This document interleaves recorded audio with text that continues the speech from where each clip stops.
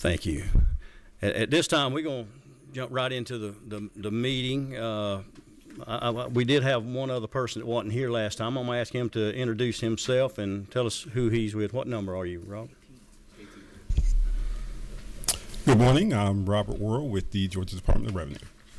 And Robert is your go-to guy on tags and titles and anything related to that. He keeps me out of trouble. I appreciate what he does.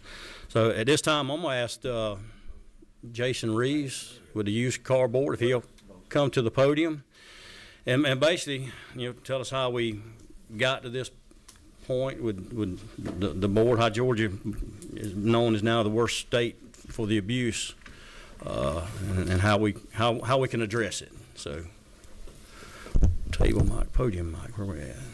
Yeah. The floor is yours. Good morning, everyone. So I just tell the same thing about how we got to this point. And right. I've tried to do research, and it looked like in 2007 when there was a legislative change made. There was a key word that was changed from "and" to "or at a place in which records are stored, and the definitions, and that basically took away the traditional lot model where you had inventory available for sale at your location, and opened up to an e-commerce type situation, which there are obviously many places like that, and various states as well that are in that same group. From the fraud perspective, I will say that I have already spoken to several dealerships, and Robert, I'm going to miss Dion. He was he was a good guy for the short time that I knew him. But the tops, the bill that was passed last year, limiting to 50 for the original order, is definitely restricting the amount of tops. I've actually had 2 larger dealerships call me that are opening additional locations, and we're having trouble ordering legitimate ones. But I think the Department of Revenue is working through those issues, and they've within a day they were able to get in and get several hundred, which is what they needed to get through maybe the first month or so. So hopefully that side is working out well. I still want to discuss, this is a temporary operating permit. I'm sure everyone has seen one. I didn't swipe these. Amy brought these for me. But, the problem is there are probably 14 people in my office that could duplicate this in less than a day's work. Anytime you're dealing with things like this, the same thing with dealer tags, the amount of dealer tags that are stolen, the amount of dealer tags that are fraud. One of my personal opinions on that is that we need to go back to stamped tags, particularly for dealer tags. I don't know if that's even possible or not, but that certainly I think would eliminate the ability to fire things off on a laser printer that's high tech. Other things that I see out there in other states, as we've got representation in basically 26 states.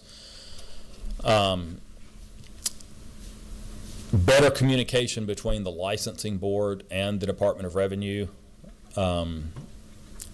In many other states, those are kind of joined together, where there's one. Speaking of that, let me interrupt you a minute. Sure. The communication between the license board and Department of Revenue. How often do y'all sit down with them and discuss issues, solutions, problems? Is that something you do on a annual basis, biannual? I mean, how often does that happen? There is. So I'll just give you the history on it. So everybody remembers Doug Hooper when he was there.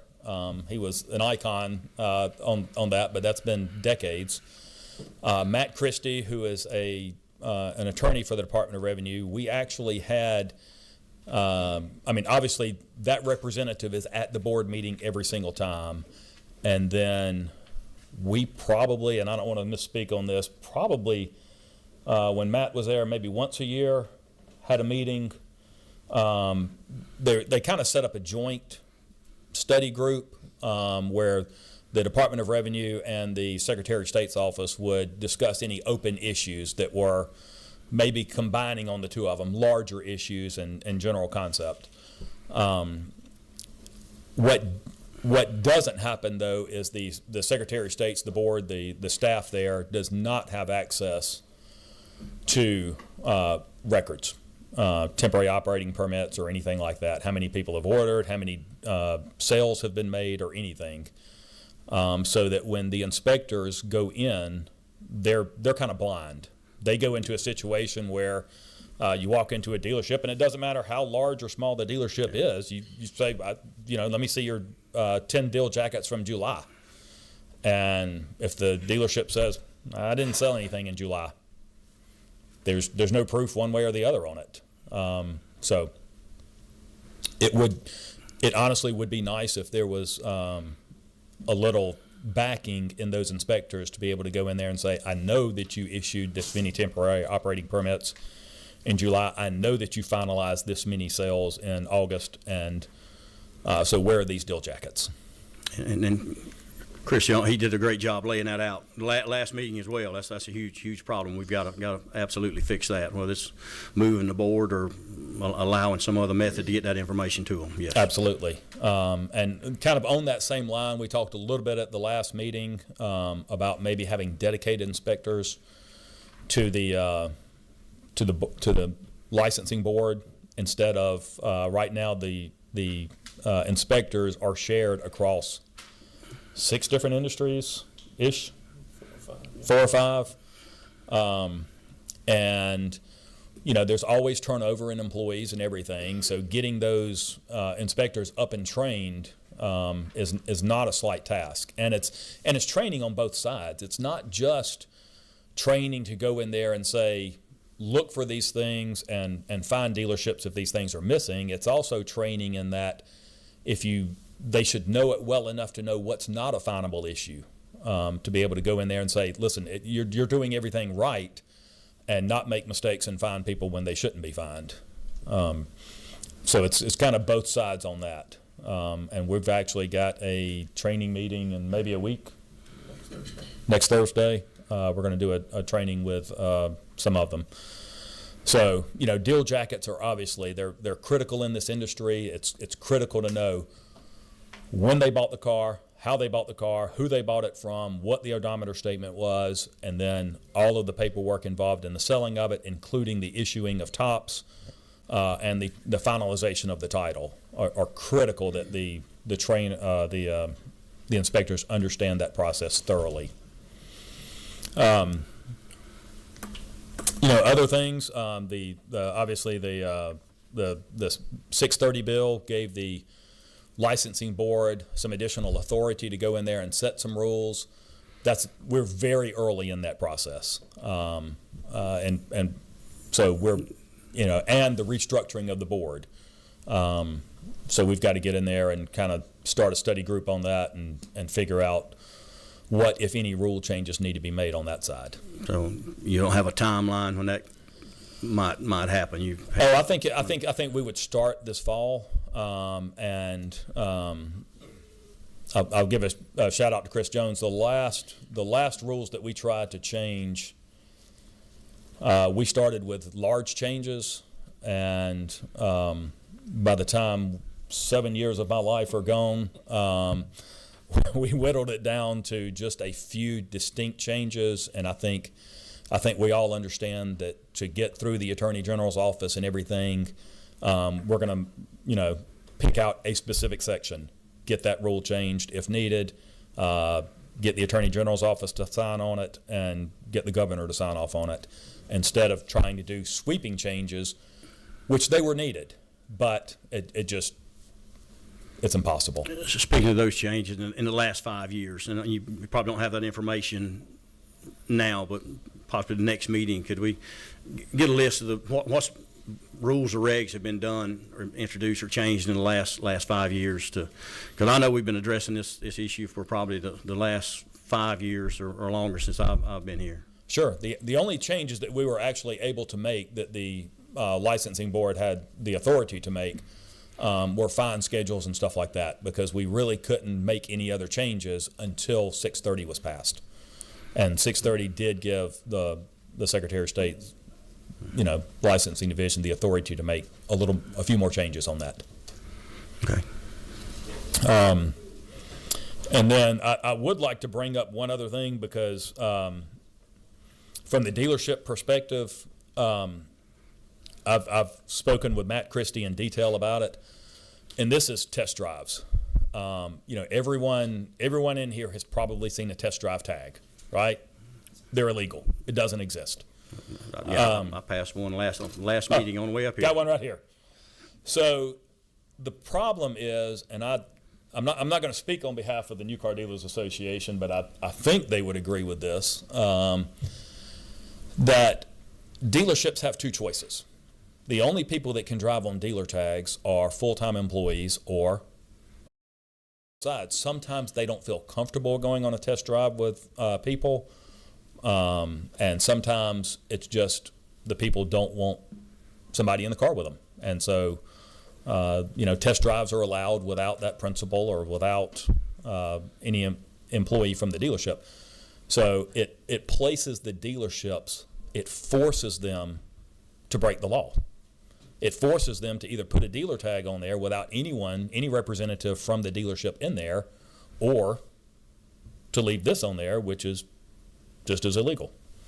So if we start picking out some rules like that, and we want to get rid of these, that rule kind of needs to be changed and addressed. I don't know if you simply allow the printing of a test drive sticker that's actually from the state, that's official, that has an expiration on it, which some other states do, or if you, I don't think you really want to change it and make dealer tags so that they can be driven on by anyone, by any means, but those are the problems. Other than that, inspection, deal jackets, that's what the board's focused on right now. And you might know, what's the penalty if somebody gets caught driving on one of those? Actually, last meeting I was up here, I came up early. It was probably 5 o'clock in the morning. Somebody on the bypass around Macon come around me in a work truck with a test drive tag. What's the penalty if they get caught? A slap on the wrist? That would probably be a Rick Barber question from law enforcement. But that's not.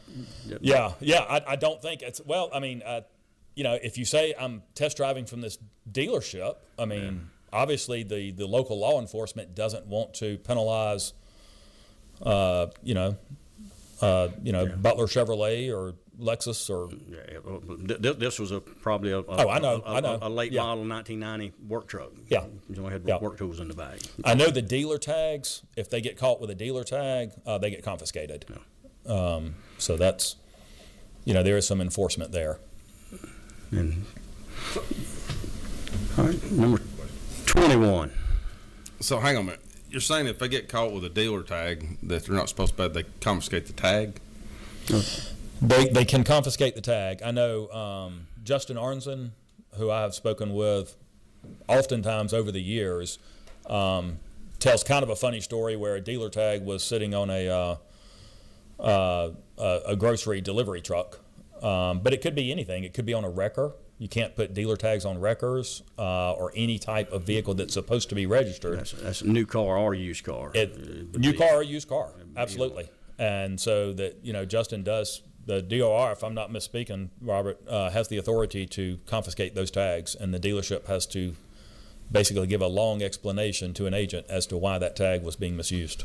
So, if me and you're driving without a tag, do they not tow our truck? If I'm driving without a tag? Yes, sir. Like if I'm driving with one of these? No. If me and you are driving our personal vehicle and we don't have a tag on it, yes, and we get pulled over, don't they tow our vehicle? I would assume. I know that used to be the law. I don't know if it still is or not, but yeah, I know it used to. I don't know. Even if you have your recertification decal on there, they would tow you. Yeah, they'd tow you. We had a senator guy. So, I believe there is a rule out there, which I was unaware of, but I believe, if I'm quoting this right, Robert, if you buy a vehicle and can prove that you've bought it in the last couple of days to law enforcement, you actually don't have to have a tag on the car. The discretion, I think, yep. Right. So if it's a casual sale, Sure. Yes. there's a 7-day period. Absolutely, yes. By which you can There you go. get a temporary from the From the tag county. office or either a permanent tag. Yeah. So there's always a story behind, no tag or tag applied for or stolen tag or. Okay. Does anybody have any questions? Live. Well, wrong one. I've got a few I wrote down. I guess, what's the board's current process for auditing and inspecting used car dealers, particularly those without a physical lot? And are these proactive, or we just respond when we get a complaint? There are actually complaints are responded to. Complaints are always anonymous, but the board also randomly inspects. So if they've got a quota to meet, so to speak. So they're driving down Cobb Parkway and they're supposed to inspect 4 dealerships that day. They will randomly just choose 4 dealerships.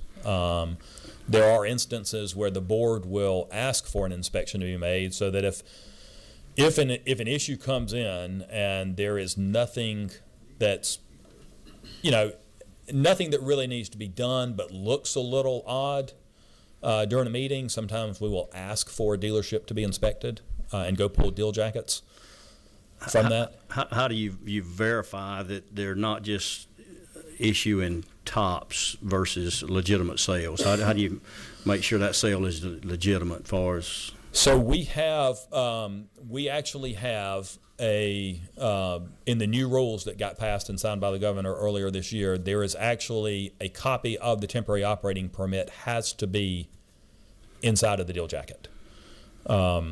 As far as other temporary operating permits, though, without that access to DOR knowing how many have been printed, there is really no way of knowing. I still go back to what I would love to see is some type of a log that dealerships keep about how many temporary operating permits they ordered, how many they've used. The state of Florida has one like that where you've got to print off basically a report so that the inspectors can, when they come in, they can see where each temporary operating permit has been gone. And it's okay if you, look, printers eat them. That's okay. I tell people, if the printer eats it, notate it in the file that you printed an extra one for this customer because the printer ate it or it came out with no ink or something. Is it typical for a dealer to issue multiple tops? I mean, if he doesn't make the 45 days, they've got to get another tops reissued. But is that common practice that I wouldn't has to say happen 2 or 3 based times on per the vehicle? based on the number of sales, I would say it's probably a very low percentage. Low percentage would have to It issue does a happen. second top for a vehicle. It does happen. I've had, and that happens across the board. I've seen it on, anything from franchise to whatever, and I get the intent. The dealership is trying to provide customer service in several of those instances. Sometimes it's not. Sometimes it is. I'm sure there's, they're dragging their feet getting the tag or something like that. But sometimes, you go into the car wash and the tag blows off the back and you go back to the dealership and they ask for another one and maybe unfortunately the dealership prints one instead of making them go to the tag office. But that would be low number. I think in the grand scheme of the number of cars that are sold, you're talking a relatively low number. Currently in Georgia, how many used car dealers do we have, and how many of those are virtual or online versus the ones that have physical lots? Do you know that? So after the last renewal, I'm going to throw the number at maybe 7,200. Yeah. Which is not that's not unheard of if you compare Georgia's side to Texas and Florida and North Carolina all have similar numbers on that. As far as the ones that have a physical lot, I would probably estimate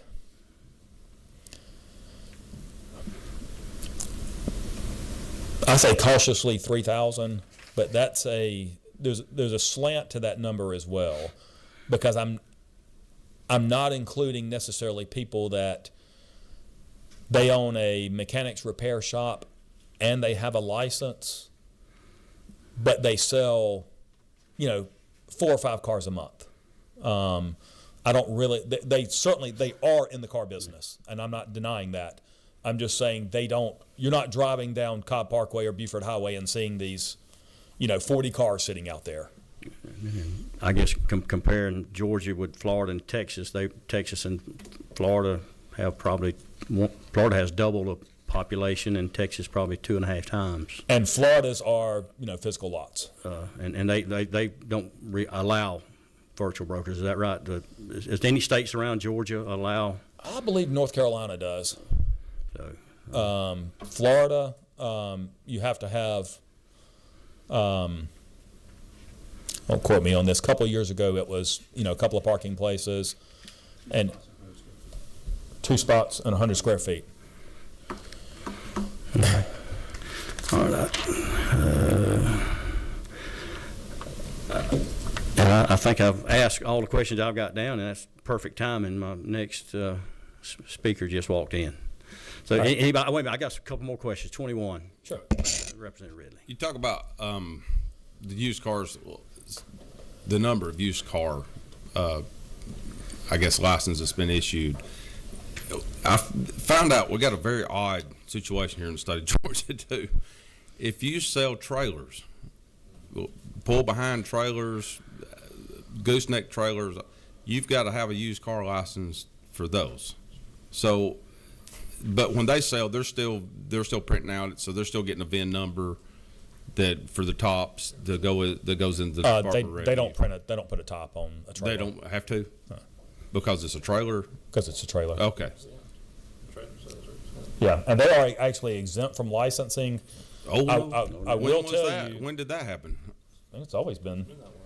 Oh. I think. Well, let me back that up with saying that most trailer dealers will go ahead and get it, just because you have to have the setup, you have to have the planning and zoning. It's not. You already have to have the insurance and everything, so the odds of them maybe trading in a vehicle, just like motorcycle dealers, you actually trade in a car on something, and it just helps Well, with I the had process. a constituent that I had to work with the Department of Revenue there for about 3 weeks to get his, because he had to have one because they don't have a business license because he's in the county. So I think I remember that one. and you remember the whole deal there. So anyway, and he could go right across 3 miles up the road and went right into Tennessee, and so no problem. And we wouldn't got any of the sales tax off of it. I think the issue is you have to have a dealer tag for trailers. Okay, so you got to have the dealer tag, but you don't have to have the deal. All right. Next question is this: is it not true that if you sell equipment, even like heavy equipment, then you have to have a used car license? I don't think you do. If the equipment, and I think it goes back to that 10,000 pound limit. So if it's over, if the weight is over 10,000 pounds. You're talking like earth movers? Yeah, any kind of equipment. So like No. a lot of rental companies. Yeah, if it's registered to travel on the roadway, yeah, we have to, yeah. You do, okay. Well, which some of it would be, I guess, because some of it's going to be roadworthy, like great alls, that kind of stuff. But like I know, like United Rentals, and some of those companies, they're because they have trucks and right. Sure. So they have to have their dealer license, and I'm sure they sell some of them at too. So I mean, do we need to kind of separate all that stuff out? Would it make it easier to separate those two and just get it away from the used car? I think actually splitting the licenses makes sense. Having multiple licenses, there used to be a wholesale license and a retail license. Right. That went away. Oh, okay. I think going back and saying that there are, carefully thought out, and I think the licensing board, in conjunction with the Department of Revenue, would be a good source to come in there and put a study together and determine how to do it. Okay. So that it's effective. Because that's what we're running with the trailer deal, because Lowe's and Home Depot and all those don't have to have a license, and they sell the same trailers as, or you might, Right. Number 24, Chairman Powell. Thanks, Jason. Appreciate you being back here again after you got called up without your knowledge at the last meeting. But Oh, yeah, you're welcome. and I hate to be redundant about a couple of things, but I'm still trying to wrap my hands around some of the changes that were made. Sure. Under the used car licensing. We've got so many that call themselves brokers that don't have lots and things like that. In the licensing laws, are brokers specified, or are they all considered a used car licensee? So there is actually, if you look in the definitions, broker is defined as someone who never takes possession of a title and never actually offers the car for sale. It's just someone that negotiates it. I do not believe that, I know none of the people that actually get called a broker are actually a broker. You can call them, we collectively call them a non-display lot versus a display lot. And that gamut can go from all over the place because planning and zoning is getting tough. I'm not going to lie to you. I've got a friend who has a dealership for probably 20 years in Norcross, who has been looking to open another location in Gainesville, and he's been looking over a year and has been unsuccessful at finding a location that would qualify under planning and zoning. So some dealerships have moved to warehouse models where they just are getting warehouses, and technically that is a non-display lot because the county issues a permit that is you can't display vehicles. So they're not displaying them outside, they're displaying them inside. But every one that you're probably talking about is a traditional used motor vehicle dealer that has the same rights to go into an auction, same right to buy cars, sell cars, but also the same requirements for the insurance, the bond, the paperwork. All of that would be exactly the same as any other dealership. Further, I'm trying to wrap my hands around. I wish that definition of a broker was not in the rules or Yeah. legislation. We've listened to a lot of the things and what came out at the last meeting. One of the things that was probably that got my attention more than anything was the police officer that was here. Talked about the bigger issue of what's going on. And, we all know that probably next to buying a piece of property or buying your home, that the purchase of a motor vehicle is probably the biggest financial purchase that a lot of people make in their life next to their houses. And one of the things that had always been historically significant was that Georgia had always treated used car dealers as such as someone that had a responsibility that they could find these folks if there was any fraud. And then we went through a period of all these years that we've had the change in the TAVT tax and ad valorem taxation and TOPS tags. I remember when I had a used car license back in the 90s and ran a used car business. The temp tags was just something that was, it was just there. Yeah. And things have changed considerably. But when I look at the numbers, we have 70 some odd hundred licensees, and that includes the brokers too. And a broker is not, and I think in terms of being a real estate broker, but we don't take possession. We implement deals between folks. So my question, why would they need to be licensed if they're just... Because they're not negotiating the deals. They are actually the dealership. They will, if you quizzed someone who is licensed, again, I know people that sell 30, 40 cars and up in that same situation where they operate out of an office, but they actually go to the auction, they buy the vehicle, they assign the title correctly to the back of them as themselves as the dealership, and then they offer the vehicle for sale via online or,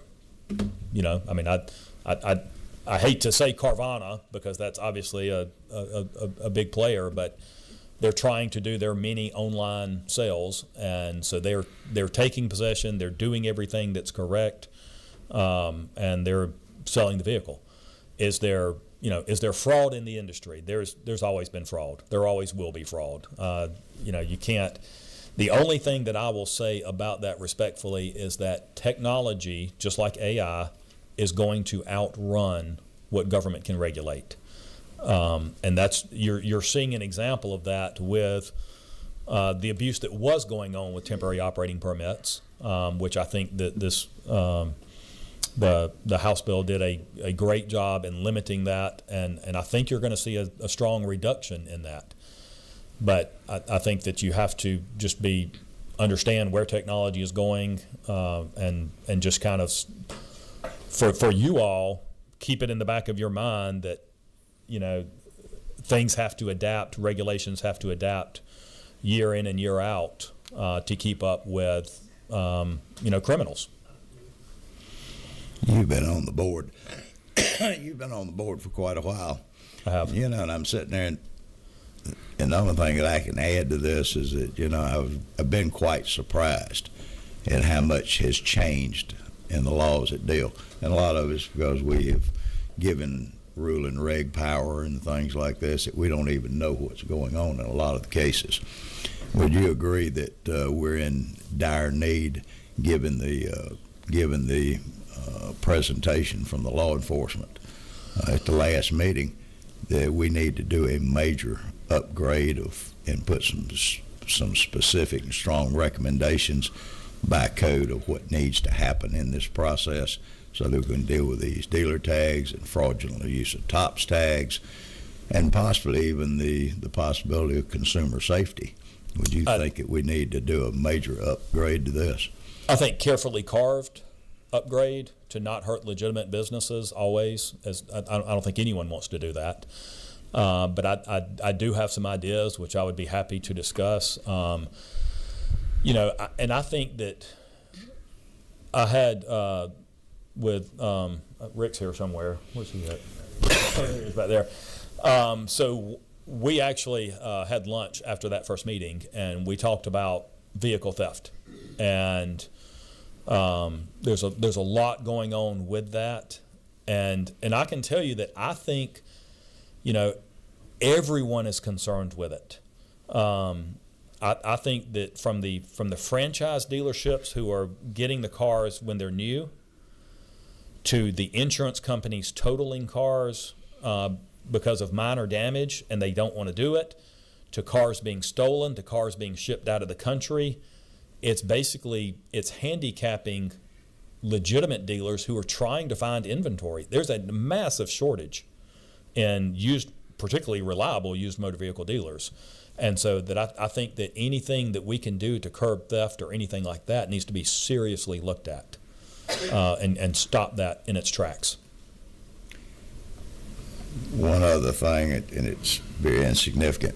If you're a licensed used car dealer in the state, what's the C&E requirements? The CE requirements? Yes. So licenses expire even years. So 2026 will be the next one, and it'll be September the 30th. And there is a 6-hour continuing education requirement. I have an opinion on that as well, if you want to hear it. 2-year license is 2 years. Yes, that's correct. So used car license stands for 2 years, and they all expire on an even number of years. They all expire on an even number of years, and so what happens is that number gets artificially inflated throughout that 2-year period. Unfortunately, people don't always turn in their license. I think they're very good about turning in their tags and things like that, but they don't necessarily inform the board that they have gone out of business. So we don't take them off the roll, even though they are, by all means, gone. It's just something dealerships don't think about. Even, I spoke to someone last year that's been in business for 50 years, and she asked me what the process was, and I said, you need to do this. And now she's all in a panic because she's like, I got to get this done. But there's not a lot of effort put into turning in your license because they just don't think about it. And there probably is not a lot of communication between the licensing process and DMV Revenue Department. There could certainly be a lot more. I think that from everything to, I know we used to send a roster of revoked licenses to DOR. Try to do 3 months every quarter. So once a quarter, that list of revoked licenses or expired licenses or something kind of comes up for them to scrub the list off of each other. But certainly, I go back to, you can't have enough communication between these two entities. We've got somewhat of an antiquated system right now that's patched together that probably needs to be dramatically upgraded. I would agree. Okay, thank you. Sure. Number 19. Thank you, Mr. Chairman. I want to go back to the discussion about what happens when somebody gets pulled over and they have an improperly used dealer tag or new test drive tag or tops tag. And I know that you're not at the traffic stop and you're not the guy to talk to about the traffic stop. No. I got a guy for that. Okay. It kind of struck me that the answer is they confiscate the tag. I hope they don't put them back in the car and send them off, because it'd be an uninsured vehicle, and I would imagine, and bad things could come from that. Again, that's a Sergeant Barber question. My question is, what is the feedback loop in our enforcement arm for whoever used the tag? Does that go to Department of Revenue and then to the board? Does it make it to the board? Does the board get complaints? Or complaints the wrong word, because you've committed a crime, and so what's the consequence loop look like? Our complaints deal more with title issues, like the dealership didn't apply for a title within 30 days, or honestly, they're just some bad complaints. You know, hey, look, this dealership sold me a car and it didn't run good. I'm like, well, that's a civil matter. That has nothing to do with the board's charter on that.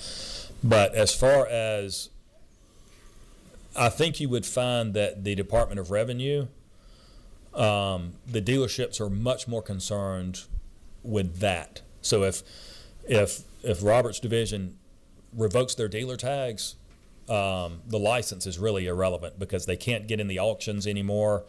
They can't get in anything if they lose those dealer tags. So the way our system is set up, then, if Sergeant Barber pulls someone over, confiscates the tag, he's going to send that to the revenue agent who's in charge of fraud, motor vehicle crimes, things like that. I would imagine he would send it to either Keith or Justin, and they would handle it. Got it. I would assume. I think that's the last. Another question? Number 24.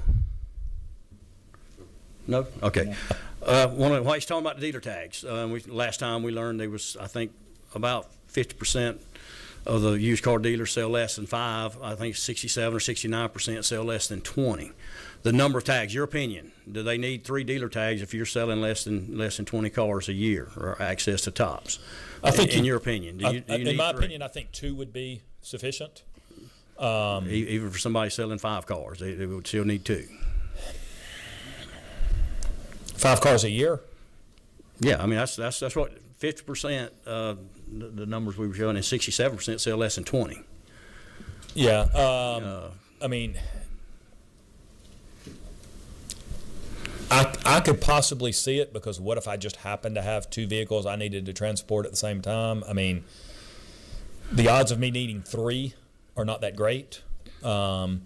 I do know, I've spoken about dealer tags to a large number of dealerships, and you know, for every 20 vehicles that are sold in a year, you can request additional dealer tags. So if you actually do the math, that number gets astronomical. My understanding is that most dealerships, particularly these days, are more inclined to turn them in, because the more dealer tags you have, the higher your insurance is. So I don't know that we have an issue on the top end, but Robert would be far more knowledgeable about that than me. But I do think that I think that, you know, the 2, 3, 4, you know, if you're selling 20 cars a year, I don't know that you need access to 4 dealer tags. All right. Number 24. We keep talking, Alan keeps coming up with questions. You know, the more we sit here and talk, the more questions I keep. Sure. There's too many things moving around on this. So, in the case of these, the brokers, Then they're eligible for a dealer tag, aren't they? They are. They have to have them. They can't get in the auctions without them. You have to have your master tag. But if they don't have a lot and they're not actually in possession of a vehicle, They're in possession of a vehicle. they are. They are, absolutely. Absolutely. It's getting more and more confusing. If you just literally throw out the word broker, it doesn't exist. I know that's a hard concept because it's in the definitions, but everybody that from any office complex, and I think there's some representatives here from those office complexes, no one is leasing to a broker by definition. They are leasing to a licensed motor vehicle dealer who has the same requirements. If they're going to get in the auctions, they have to have access to dealer tags. So if they're leasing an office, where do they keep these vehicles? Or they drive them themselves or what?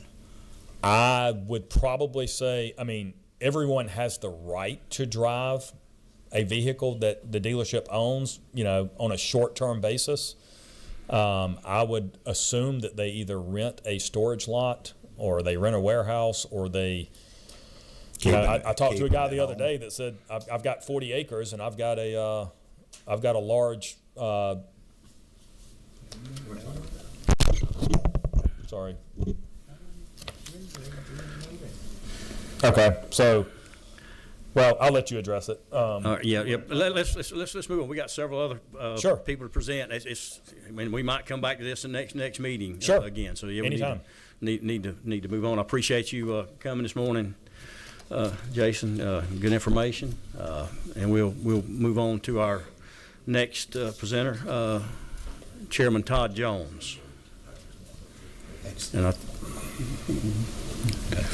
think he might have something to do. Thank you, Mr. Chairman. Is it okay if I put, okay, thanks. The floor is yours. Thank you. Mr. Technology.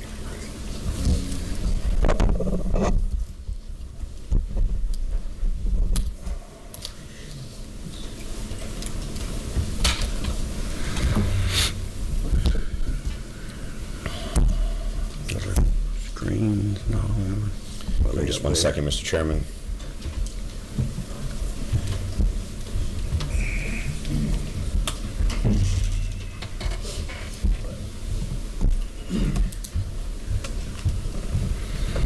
Video system off is deck that one.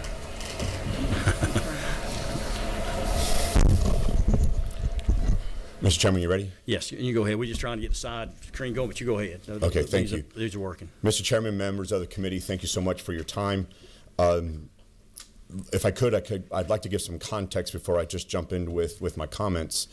When I was first elected in 2016, one of the things that we were pondering was effectively when was peak fuel going to occur, because as we all know, that is effectively how we fund a vast majority of our DOT budget. And I know that sounds like it's off topic right now, but just give me a second to tie it together. So as we were going through that analysis, and I was doing it primarily just on my own, you started to get towards COVID and you started to at least predict, was peak fuel going to be somewhere in 2023, 24, 25, 28? The idea was somewhere in the 2020s we were going to see peak fuel, and that effectively was going to impact how it is that we fund the DOT and how we fund ultimately our roads and our bridges. When you started to look at what was going to cause the receipts, the tax receipts to go down, the first and foremost one was, of course, the CAFE standards that were being set at the federal level. So suddenly cars and trucks that before were getting 15, 20, 25 miles a gallon, we're going to be getting 40, 45, 50 miles a gallon. Clearly the transition to electrification, whether or not you believe in that, don't believe in that, it doesn't matter, it is occurring. Whether or not hydrogen was going to come in and other alternative fuels, etc. But as I started to look down in terms of see what we were doing and how we were doing it, and kudos to Chairman Blackman, when we did the TAVT bill, you started to take a look at, okay, how in the world do we pick up money out of TAVT? And I started to realize our lease rate before the TAVT bill that Chairman Blackman put together, we were circa 25 to 30%, which was the lowest in the Southeast. But as that bill got passed, and then subsequently, I don't know if you guys know this or not, but literally the lease rate in the state of Georgia has almost doubled. So we're now up to the Carolinas. We're not quite up to Florida. Florida's like at 55% lease. But that started to do more thoughts for me in terms of what's going to occur with autonomous vehicles and how they can get to scale. The whole idea was bringing in technology, and when would it get to scale? Because once we get to scale on that, there's different implications for DOT in terms of what monies they're going to need. Going through this entire analysis, I started to take a look at used car dealer tags. And the reason I did was, if you drive between the Capitol and the Northern Arc, I literally challenge you not to see one. Just on my ride here from Forsyth County down, and granted, I left at one of the worst times you could, I saw 3.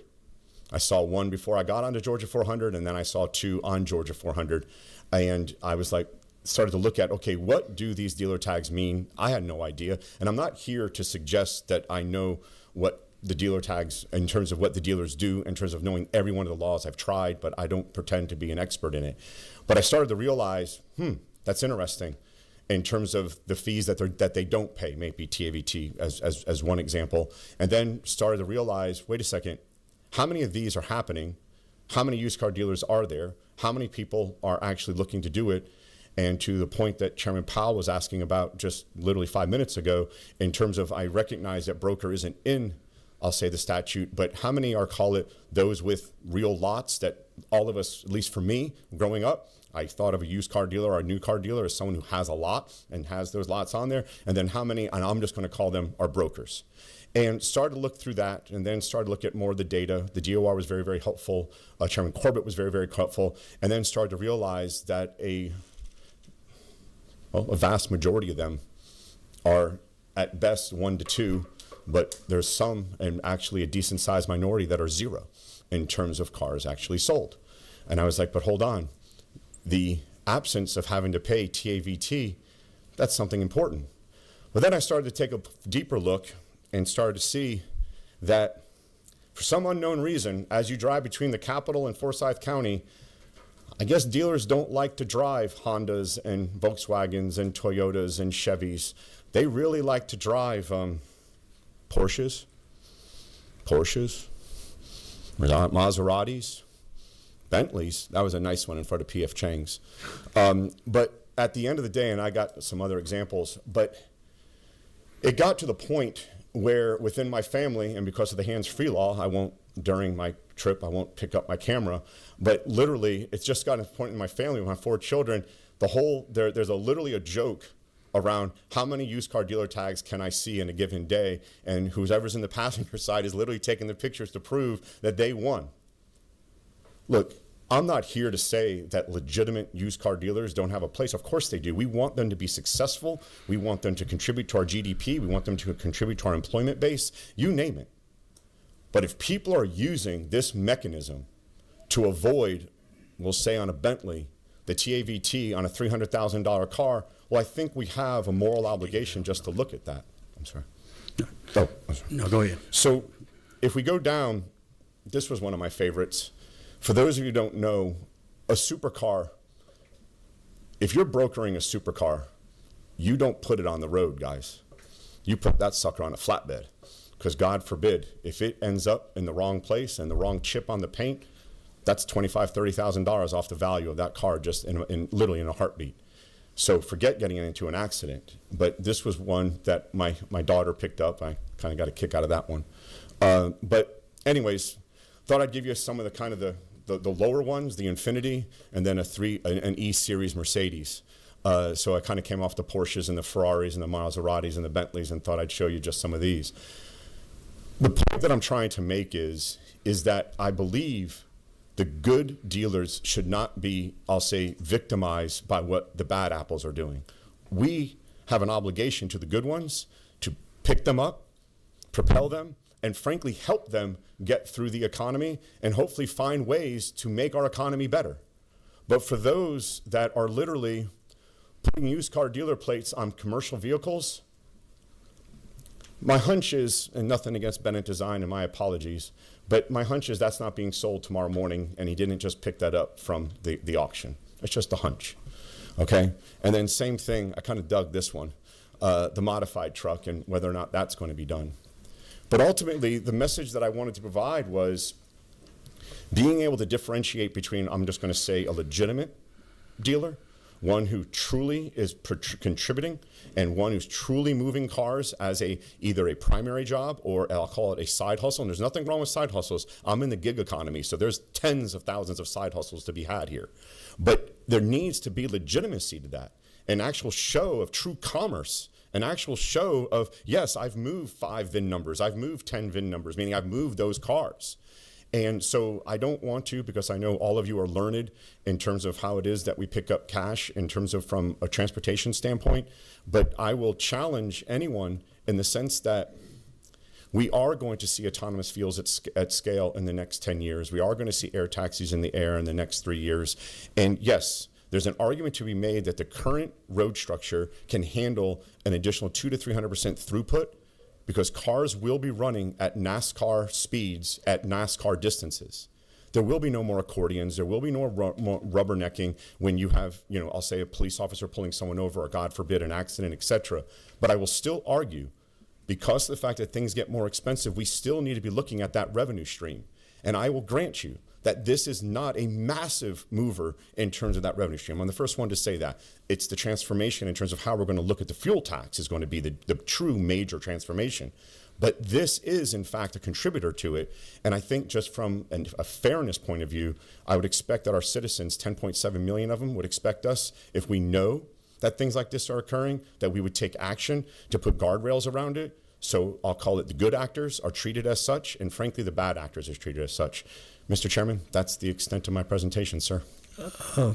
Just one question. Have you ever approached any of these guys, Lamborghinis, Maseratis, at a gas station or the mall or whatever, and say, hey, where's your dealership? Can I buy a car from you? I know people in the audience right now are probably going to go like, Todd really needs to find a life. But I'll sit at a particular gas station. I won't say which one. They serve really good yogurt. And I will literally get a yogurt. I will go sit down on the bench. And I promise you, in 10 minutes, one will pull up. 100%. 100%. And I will walk up and I will say something to the effect of, hey, I'm buying my daughter a car. Hey, I'd love to, work with you. When I say they look at me as if, dude, why are you walking up to me asking about a car? And I'm like, oh, I'm so sorry. I saw the tag and I just assumed, maybe I assumed wrong. And all of a sudden, they start to get flummoxed. And all of a sudden, I'm like, well, you know what? Just give me your card. And, I'll track you down tomorrow or something. Don't have a car. Well, that's okay. Why don't you give me your website? Don't have a website. You know what? I know it's 2025. Give me your social media presence. Oh, don't have that either. So, of course, I say, do you sell cars? I mean, who in the world, even with a side hustle, would not have some presence with social media, a website, a business card, or anything like that, if they were in fact legitimately selling cars versus using it as a way to be a prophylactic against paying additional fees? I've done it in gas stations, Costco's, I've done it at the Perimeter Mall, and at this point, even the kids are going, Dad, used car dealer. And I'm like, I walk over, I do the same exact thing, and of course, it's the exact same. To date, I don't know how many it's been, but I can assure you I've been doing this for a few years. Again, sorry, I have a boring life. And literally not one of them has ever said to me, I kid you not, oh, you know what, here's my card. I'd love to find you a car. I'd love to find out what your daughter needs or your son needs or your wife needs, etc., because I use a different excuse each time. Not once. So either I have the worst case of finding, bad use, a used car dealer who has the tab, but I'm telling you, I've done this, I want to say 50, it's probably 100, but at least 50 times, Mr. Chairman. Number 24, Chairman Powell. I want to thank you for coming, because I was wondering what in the hell you were coming to testify today, unless you had a used car license or a broker's permit. And despite the fact you've talked about, you've invoked the word our moral duties and prophylactics and the stuff like that. But what I really want to ask you a question is, what you got my attention is, tell me about these air taxis in 3 years, because we are going to be in a mess then. Yeah, so we're, knock on wood, and I'd like to thank publicly the city of Alpharetta and the city of Roswell. I know Peachtree City is also looking very aggressively, but the Vertiport bill that passed this year that the governor signed that went into effect July 1 of this year, Chairman Powell, we are now putting together the infrastructure for the air taxis. So if you can imagine think of a Harrier, think of an F-35. They take off and land vertically, so we don't need more airports, but they fly fixed wing horizontally. They're effectively, their mission is for short trips. So I envision a time where we'll have lily pads across not just Metro Atlanta, we'll have them across Savannah, et cetera, and you're going to be able to hop literally into one, and they carry 4 today, but I will suggest to you in the next 10 years they'll probably carry 20. But ultimately, you'll be able to, and I'll say from Alpharetta, and maybe if you want to go to the Fox Theater and you don't want to deal with the traffic, you want to come into the airport, maybe you want to go down to Buckhead, maybe you want to come to the Capitol, etc. But you literally are giving yourself the opportunity to have truly a defined time, knowing without trying to judge Georgia 400 traffic, which frankly is almost as hard as handicapping the Kentucky Derby, in terms of I just want to get to the Capitol in 15 minutes. The price right now is expected to be somewhere between an Uber XL and an Uber Black. So if you are willing to pay that price, the expectation is that you'll get surety in terms of what your commute time will be. One last question or just a comment. So what you're saying is, as this committee moves forward of looking at revamping all these laws, I don't know of anything that, and I guess people who sell aircraft and all that, I don't even know if they have to be licensed. But I guess what you're saying is we need to expand our horizon to look at the future, that on any transportation, a salesperson's license for any type of transportation device then. Well, Chairman Powell, the reason I gave that example was I was trying to give the example of, contextually speaking, why I even started to look at used car dealers, which was the whole thing, the whole theory or hypothesis came out of where are we going to hit peak fuel and where does the DOT start losing money in order to serve us, the entire state. I incorporated air taxis in there because that is going to affect, to the point that you're making, our DOT collections, because if you choose coming out of where you live, if to take maybe you wanted to come down to Chateau Alon from where you're at on an air taxi, then in a sense you have not put your car onto the road. So the good news is you haven't created, I'll say, wear and tear on the road. The bad news is you didn't burn any fuel of your own. So of course we're not paying out that tax. Now the air taxis, they're electric. They're not fuel. So again, we're going to have to come back to how is it that we will tax that electric that's going into into the electric vehicle, into the air taxi, because of the fact that, again, there's going to have to be some mechanism for us to handle our current infrastructure and then eventually our vertiport infrastructure, along, of course, with our general aviation facilities. I hadn't got any more questions because we got other people to comment, but I look forward to us having this discussion a little bit offline. Yes, sir, Chairman Powell. Chairman, thank you for coming. All right. Good information. Appreciate it. I know you got a meeting to get to. Yep. So thank you again. Thanks, everybody. All right, our next presenter, Matt Baldry. You come up to the podium, tell us your name, who you're with, and what you do. And he has a handout everybody should have in front of you to follow along.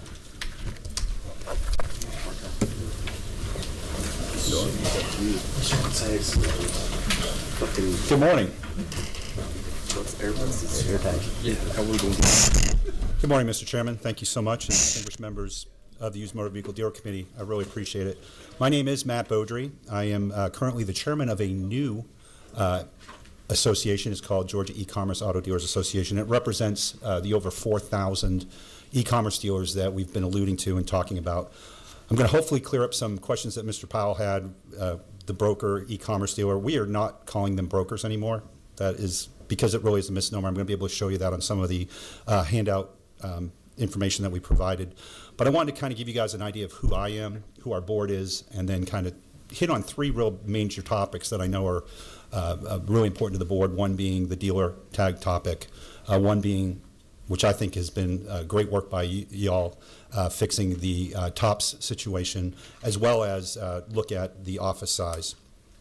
But I just want you guys to understand, I don't just represent this industry, I'm part of it. I live it every day. I own an e-commerce dealer, which was actually a large car dealer at one point, Oakwood Auto Sales. We, at one point, operated out of course, Oakwood, Georgia, near the Oakwood Auto Auction. That was a 125-car lot. I actually started in a much smaller, and I'll give a little bit of history with that. But I also own the e-commerce dealership, but as well as e-learning concepts and auto auction training, which does a lot of training for dealers, as well as I do assist these e-commerce dealers in space so that they have a space to actually start their business. My team's instrumental in working with these dealers in Metro Atlanta, which is where you're going to find the bulk of the e-commerce dealers are, due to the regulations by the counties and cities and what they require in order to allow this to be operated in. Automotive industry has always been in my blood. From the time that I was a kid, I actually went to work with my grandfather, who worked at H.P. Hood & Sons as he oversaw the shop of the Divco milk truck, so we're going back a long time. But that's actually what he did. He was the head mechanic, so he taught me to basically turn a wrench. While I was in late junior high and high school, I was actually I was very entrepreneurial back then too, buying basket case motorcycles, fixing them and selling them to the kids in the neighborhood, and through the newspaper and all that. That basically allowed me to purchase my first car. While all my other friends were driving cars that I wouldn't even get set foot in, I was driving a pretty new Trans Am. As I progressed through college, instead of having to work in the dining hall and do that kind of thing, I actually flipped cars. I lived in Maryland at the time, and I would go to a public auto auction called Greenwood Garage, buy those cars, do some mechanical work, and flip those. So this has been in my blood for a long time. When I graduated from college, I went to work for Aramark. Some of you may know it. It's a Fortune 500 company. We had over 20,000 employees in the division that I worked in, and we were constantly in the top 50 best places to work. I had the pleasure to work my way up through that whole industry, and I started as a district manager, assistant general manager, vice president of sales, and my final job with Aramark, I was the national director of training development, and had basically had the responsibility for compliance and making sure that everyone's trained properly, that Aramark was in compliance with the rules that the states and counties had, and rolling out that training. So I have a big training background, I have a big automotive background. Of course, while I was with Aramark, I ended up being headquartered out of Burbank. My wife did not want to move to California. She likes Georgia. Her family was here. This is where we lived. So over time, I was there for about 3 years, and my wife finally said it's me or her. I like her better. We're actually been married 36 years this year, so it was a good choice. So I took my stock money, cashed it in, came home, and I bought into a company that was unrelated to this industry. And I have a point here. That's why I don't want to give you a big background, but it's important to get to where we are today. Anyway, I bought into this company. It was actually a commercial cabinet manufacturing company. My parents worked there. Had a great run there. Worked there owned it for about 3 or 4 years. The problem with it was that in order to purchase that particular company, I couldn't do it on my own. So I had to find an outside investor that was supposed to be quiet. That investor got loud over the years.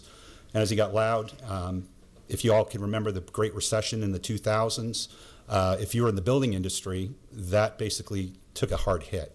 The contractors stopped paying us. It took 6 months to a year to get paid.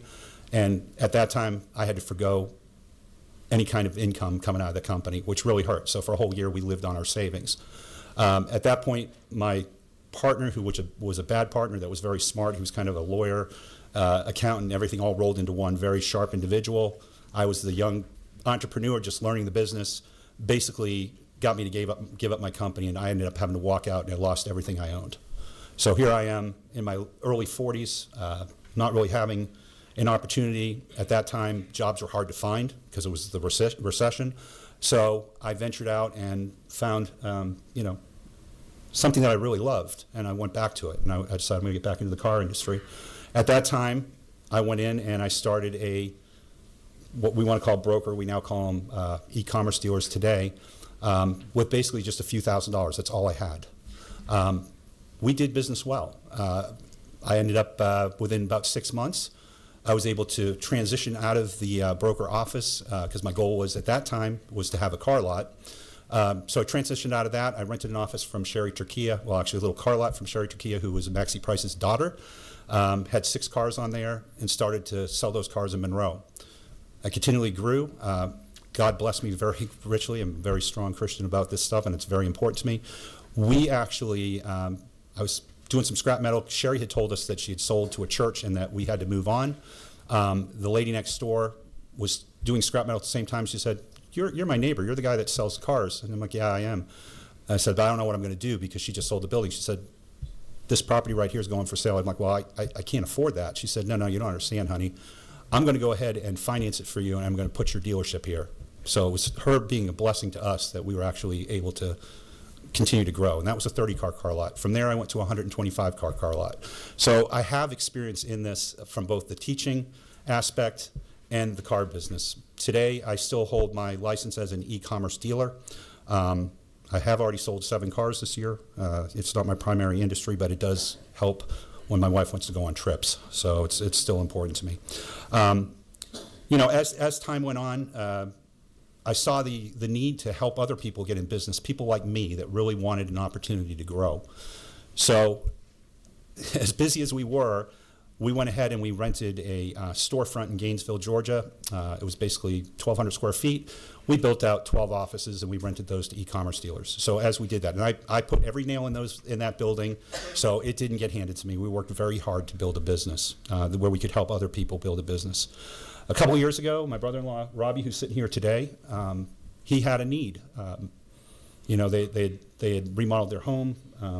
Business goes up and down for him. He's actually a draftsman that he owns his own business that he drafts for cabinet companies. He sets them up in order to pay down his debt and to be able to send his daughter to Catholic school. He started today. His daughter's in 1st grade and she's going to a Catholic school because of this industry. And again, some people are doing it on the side. Some people, this is their full-time job. There's others in this audience today. You see quite a few people. Quite a few of these people are e-commerce dealers. And spoke with this one lady here that when I walked in the door, this is her full-time gig. This is what she does for a living. She doesn't have another income. If this goes away, then she loses. So I very much understand where we stand today. And being where we own our offices and we see the people coming in and out, I can tell you who's good and who's bad, and we try and help. And I know the board members of Jakarta, and again, there's several of them here today. These guys are e-commerce dealers themselves. They provide offices, they're CEOs, and they're e-learning professionals. So the people that are joining together with the rest of the people that are trying to carve out a living, they're honest. We want to make sure that fraud's stamped out.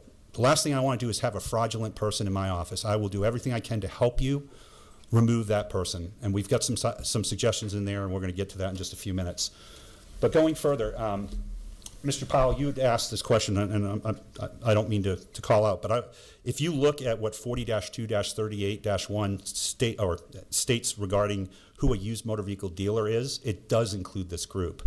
I think over the years, we have seen a lot of misnomers about it, about holding inventory, and I understand where you're coming from, absolutely.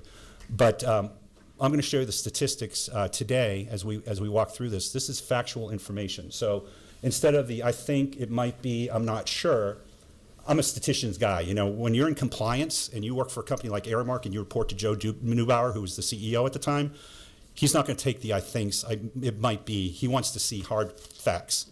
When I asked Mr. Corbett to speak today, and thank you so much for letting me, he said, bring us facts. So being that the Jakarta board represents approximately 2,700 of these e-commerce dealers that are clustered together in buildings that we own or we represent, we can give you hard facts. So what we did was we actually put out a survey, which is amazing. I've talked to my friend Micah, for instance, who said that the trial lawyers put out a survey not long ago. They were lucky to get an 8% response. We got a 20% response. And what a 20% response statistically, you can roll that up and look at it. Hard numbers represents a 95% accuracy across 4,000 dealers. So we're giving you guys information that's real. All of this, if you want to have the backup, we have it. It is all time stamped. We want to make sure that was effective. So if we walk through this, and I'm sorry for the audience doesn't have it. I wasn't sure about the PowerPoint, so I wanted you all to have this. And now that I've kind of described who I am and who we are, who are e-commerce dealers? Hopefully this answers your question, Mr. Powell. I'm happy to take questions throughout this. Stop me. I won't be sorry if you want to interrupt. But they're licensed used auto dealers. They're not hobbyists or unregulated sellers. They do not maintain car lots. They operate from licensed offices. They attend the auctions, they purchase the inventory, and they sell vehicles online. Their vehicles are stored, and I know this was a question you asked, and I want to answer that, at rental facilities, other places of businesses that they either work or own, their own homes, and at family members' homes. They advertise through Facebook, AutoTrader, Cars.com, CarsForSale.com, and more. And they are the ones that are focusing on the affordable vehicles. And it's interesting. We're going to get to the statistics in a few minutes. If you look, 76% of these sellers are selling cars below $10,000. These are the guys that, when the franchise dealers send their car to auction, this is who's buying it. They're serving their community. They don't want to get hit with high costs. I had the pleasure of talking with Mr. Ridley, and I appreciate your conversation, how expensive temp tags were. And he asked me, he said, what's the cost of those? I said, they're $4 to issue and $4 when they're processed. It's an $8 cost. He was charged over $100 for that tag. I experienced the same thing. My mother, I love my mom. She wanted a brand new car. So 2 months ago, we go out to the Hyundai dealer, and much like Jason talked about the test drive, and just so you all know, this is my company, and this is not a real test drive. I actually take this on here because we know the rules, and we don't drive with those, right? They put one of these on, and my mother and I went for a drive in the car. The e-commerce dealers are targeting people in their neighborhoods, the people that don't want to go to a dealer. I hate going to a dealership because I know I'm going to walk out there and the first thing I'm going to see is that salesman sitting there trying to sell me a vehicle, right? I don't want to be sold to. I want to buy a vehicle, but I don't want to be sold to. And then I know they're going to drag me to that finance office and they're going to rake me over the coals and have me buy every single warranty under the sun. I don't want that. The people that this group is selling to are the neighborhoods. They're the backbone of Georgia. They are the small business or the small individuals that work a retail job and they can't afford it. They want transportation to go from point A to point B. My good friend Micah, he'll talk to you about that, and he's told me stories where, back in the day I had no money. Where do I go? I went to someone small. Kim's done this for years. Her family runs a small dealership, and that's what they're focused on. So these guys are not brokers. They are not. They are not just handling a sale. They're not saying, someone's not calling up and saying, I want a white Honda Accord 2021 with about 30,000 miles. They're actually holding inventory, and I'm going to show you those statistics too. So that's who they are. They're not brokers, and that's who they're not. One of the questions, Mr. Powell, you asked is, when did this change? This has actually been in existence since about 1996 or 7. So it's not a recent change. I know these guys have quoted 2007, 2008, 2011. There were more guardrails put around it at that time, but Keith Kimball here, you've been renting since 1996? He's been renting to e-commerce dealers since 1996. So this is not something that new that just popped up in the mid-2000s. As a matter of fact, if you look at OCGA 4347-2, it gives the definition, as I mentioned, and it does specifically say that they are used car dealers. But not only that, if you look at July 1st, 2005, that's when brokers were actually tied, because before that they could work out of their house. There was not even any oversight. And then in 2006 and 2011, they actually updated the annotated code to where it is today. So it's been around a long time. They are fully subject to the same rules, licensing, and oversight as other type of dealers. And I want to see the fraud stamped out. Believe me, I don't want it. Mr. Corbett has asked me, how many out-of-state dealers do you have in your building? You know what I'm going to tell you? None. And the reason is I don't want them there. They haven't. And when they call and they ask, and we'll ask them, are you a Georgia resident? Well, no. Well, then you don't have a place in my building. Period. We're not going to do it. And you're welcome to come check it out. You will see. We have the evidence that there's nobody in our buildings that are doing that. The next step that you want to talk about was a little bit about dealer tags, and I get it. But these guys definitely need dealer tags to operate their business. I know because I'm currently an e-commerce dealer, right? I can't get into any auction without a dealer tag. They want my 12-digit permanent dealer number, and I do a lot of, not a lot of cars. I do more of power sports. So one of the auctions that I go to is National Power Sports Auction. They're all over the country. They're one of the largest sellers of power sports. But in order to get there, I have to be a licensed dealer. They don't let you in. They sell motorcycles. They sell motorhomes, boats, jet skis, golf carts. Big thing that I like to sell. It's easy. It's an easy sale. People like them. So in order to get into that, you have to be a dealer. So without that dealer tag and without that, there's no entrance for you. So these guys are looking to either be in this business full-time or they're supplementing their income, and they don't have the ability to work a second job. They might work long shift hours. I've heard, because I've watched a lot of your committee meetings, and that's when we decided to form the association. As I've watched them, I shake my head, I'm like, no, that's not right. I wish I could come up and talk. So thank you for letting me talk today. But, as you look at who these people are, you're not going to see them in the building all day long. You're not going to see a lot of cars in the parking lot. A lot of these guys are either at the auctions, they're working their second job, they're out there making deals. The purpose of the office is so that the state has a place to go look at the records, make sure that they're operating efficiently instead of at their house, which I was glad they changed that a few years ago, because up until that point, they could operate out of their house. Well, trying to get on private property, as you all know, is really hard to check. So at least you have an opportunity. Also, when you look at this, it gave the state the ability to have a lot of dealers in one area. So, when Mr. Jones here talks about the fact that he's already limited on the amount of people that can go out and evaluate these dealers, well, spread them all over a county, and now you got your person driving 10 different places, whereas they can walk into a building. I have buildings that have 60, 80, and 90 e-commerce dealers in them. They love it because, even my general manager will actually, she calls the state, and she has great relations with Mercedes and the rest of his group, where she calls and says, these are the 5 people that are out of business. These are the ones whose licenses you need to cancel. So we're an arm for you guys and want to help you guys. And that's what we're here to do, and hopefully offer some suggestions. Basically, 40-2-38-1B specifies, as Jason said before, that it allows e-commerce dealers to drive for personal use. And I know there's a lot of discussion about the dealer tags, and I appreciate what was shared earlier. And I can tell you, we actually gave you a list of the 14 vehicles that were sold by dealers that responded to this survey.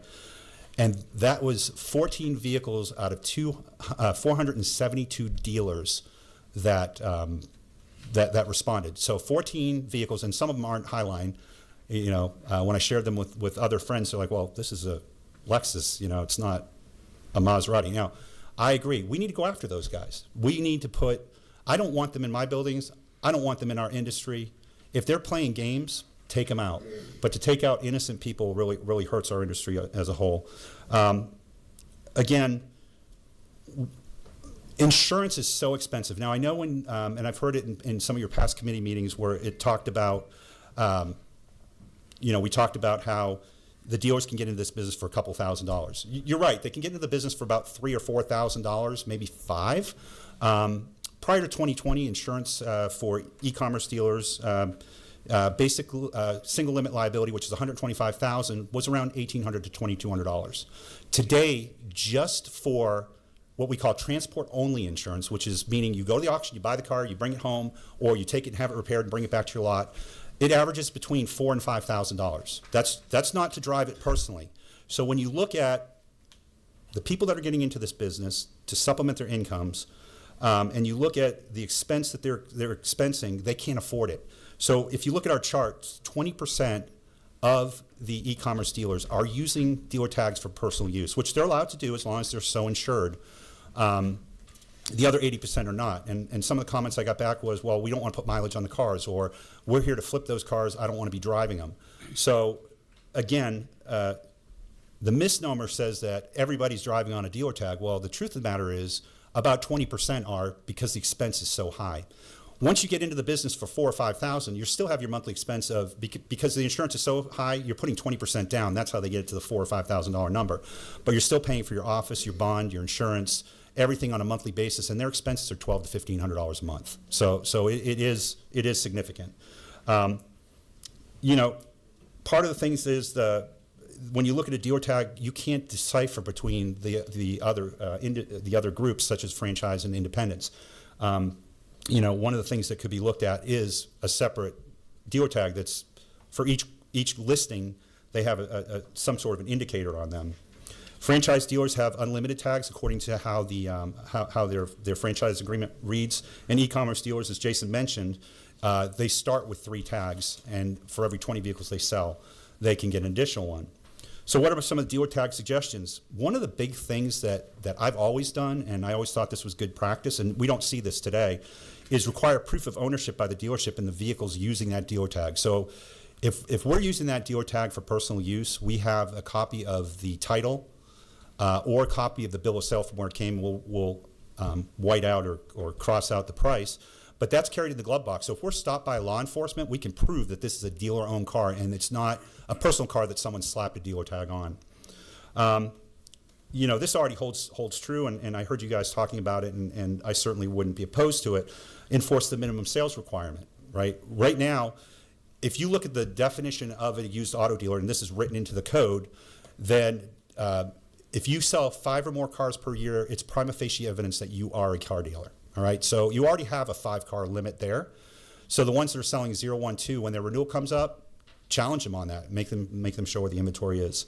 Another thing that I thought of was to basically require proof of insurance, sales activity, and inventory when you're renewing it, and really target the enforcement audits on the outliers, not on all the dealers.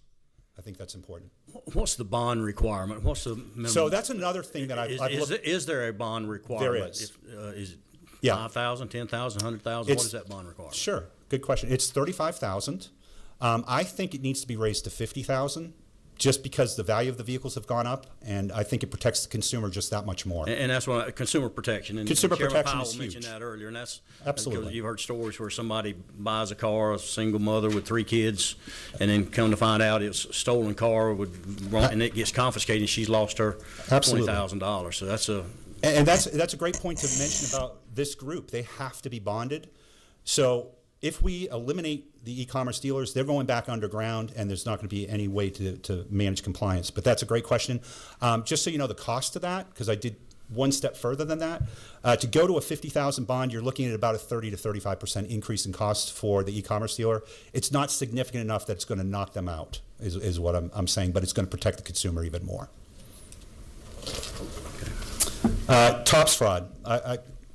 I got to commend this committee for the work they did. I'm all for, and I know my board's all for, limiting the amount of TOPS until they can show the proof of where they go. Again, fraud, I have no use for a fraudster, and I want to see them stamped out, tacked out, but I want to see the legitimate businesses flourish. By going to what you guys did with the TOPS, I think that's going to, time will tell. You know, here I go saying I think, maybe, but based on what's being done and by the fact that it's being looked at as intensely as it is, I think that's going to have a major impact. You know, fraud will still occur. As a matter of fact, if you guys look at it, we did this through the FTC, did a study, and they actually show that e-commerce dealers, we're picking on e-commerce dealers, but e-commerce dealers have a lower fraud rate than franchise dealers and independents. The fraud rate of e-commerce dealers is 18 per 1,000, where the fraud rate for others can go up to 22 to 25%. I have that slide in there for you guys. Fraud's still going to occur no matter what we do. They're going to make the fake test drive tags. They're going to print the tags at home. They're going to do all that, but they're not spending the money that they have, $1,200 to $1,500 a month, to do that. They're just doing it out willy-nilly. Matter of fact, the 250 square foot mandate, which we're going to get to next, that really forces the good people out of business and lets the bad people flourish. Because now you've pushed a group of people that cannot afford a lot of money for office space, and these fraudsters who are making $80,000, $90,000 a month off fake off of fake TOPS tags, they can afford to do it. They're just going to find the space if they can. That's another issue that we'll talk about in just a minute. Here's one of the things that I'd like you all to consider. For out-of-state TOPS, and that's where the biggest fraud goes, am I correct? So fraud happens most likely out-of-state. New York, New Jersey, those states. I would require, if a dealer is selling out-of-state, to make them provide the insurance card prior to a VIN, and the VIN prior to a TOPS printing. In other words, if you can't get the insurance on that particular vehicle, it's either stolen or they're using it for fraudulent use. By requiring that before it prints, it's going to give you one more safety guardrail if you're able to do that. I don't know if you are or not, but that's something that might want to be looked at. So before, because right now, I can go in the system and print a TOPS and put Mickey Mouse owns the car, this is the VIN number, and it prints. Now, in-state, it's different. The DOR has a system that's set up. It's all done through ETR, electronic title registration. You've got to submit the papers exactly right, or it doesn't print, it doesn't work. But out of state is where the biggest part is that the fraud takes place, and I'm sure that's what you guys found. By tightening it down just at one more, by requiring before a TOPS tag can print, that they have to have verified insurance, it really knocks the fraud down all that much more. So possibly it's something you all could look at. And then again, the test drive, as Jason talked about, this is used widely and it's misused by franchise dealers and independents across the board. So when we talk about office size, that's about behavior, not square footage. When you look at a 250 square foot office, and I know this has been passed, but it's something that we are going to challenge. I can tell you that already, because it doesn't affect health, safety, welfare, et cetera. There's a lot about that can be debated. When we look at a 250 square foot, if you take the corner of that screen, come across and go down those columns, that whole side that's sitting over there is 250 square feet. I would challenge to see how many of you guys have offices that big. It's a huge number. Not only that, the bulk of these dealers are concentrated in the metro area. And you heard Jason testify earlier about how it's hard enough to find space. If these dealers want to move from an e-commerce dealer to a car lot, you can't find them. Well, the same thing goes with 250 square feet. I can tell you it will cost us millions and millions and millions of dollars to revamp these buildings, to make them user-friendly for good, hardworking people that are just trying to create a business. It'll put them out of business, because we'd have to charge $1,200 to $1,500 a month for an office that size. And again, you'd have to wait till a bulk of them moved out, because the counties and cities aren't going to give you a license to go ahead and remodel with people in that building. So it basically makes the buildings useless. So it's a really big deal, and it's the biggest thing that we see that's an issue. And the fact that we carved out for Carvana and gave them an exception where they should require more than 250 square feet, to be honest, if they're storing the records properly. E-commerce dealers are growing, independents continue to shrink, and franchise remain the same, and that's actually through the FTC. I have a slide on that.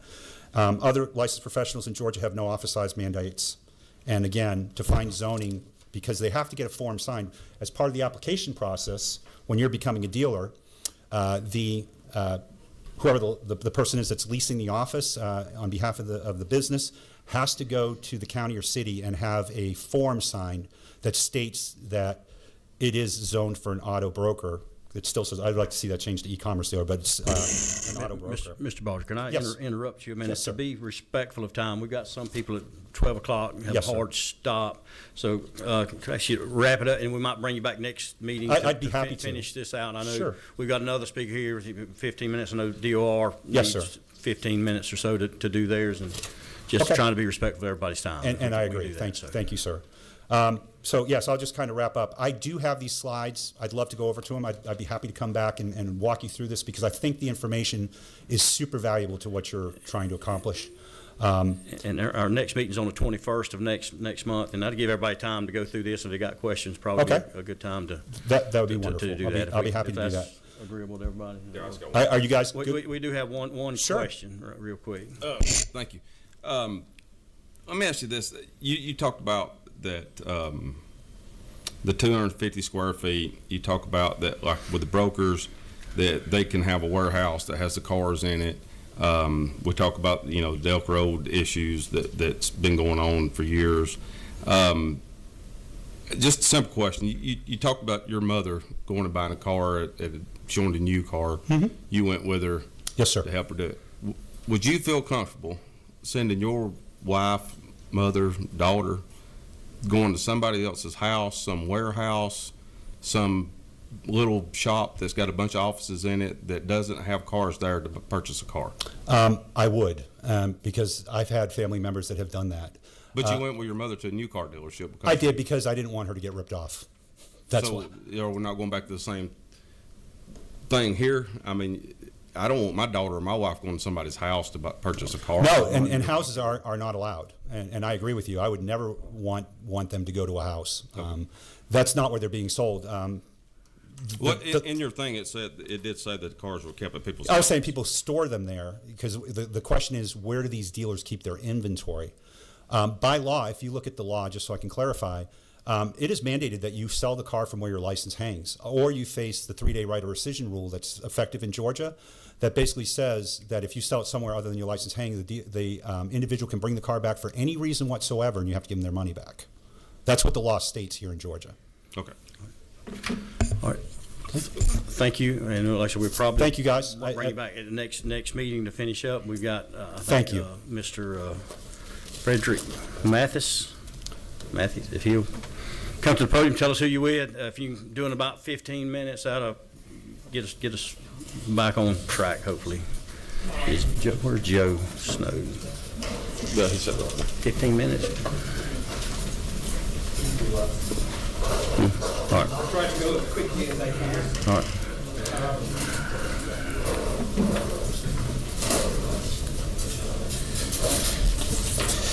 Basically, good morning, Chairman Corbett and everyone, the distinguished members of the committee and everyone else that made it here today. I want to apologize in advance. I just came back from a trip to Japan and I'm severely jet lagged, and I'm literally going to be reading my presentation rather than speaking extemporaneously. I have it timed. I think I can get it done in 15 minutes.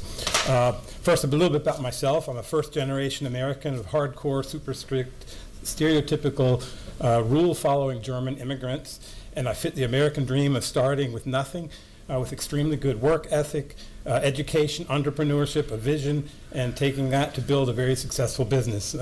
My first business I started was in the automotive aftermarket body parts business that I started with another guy at age 22.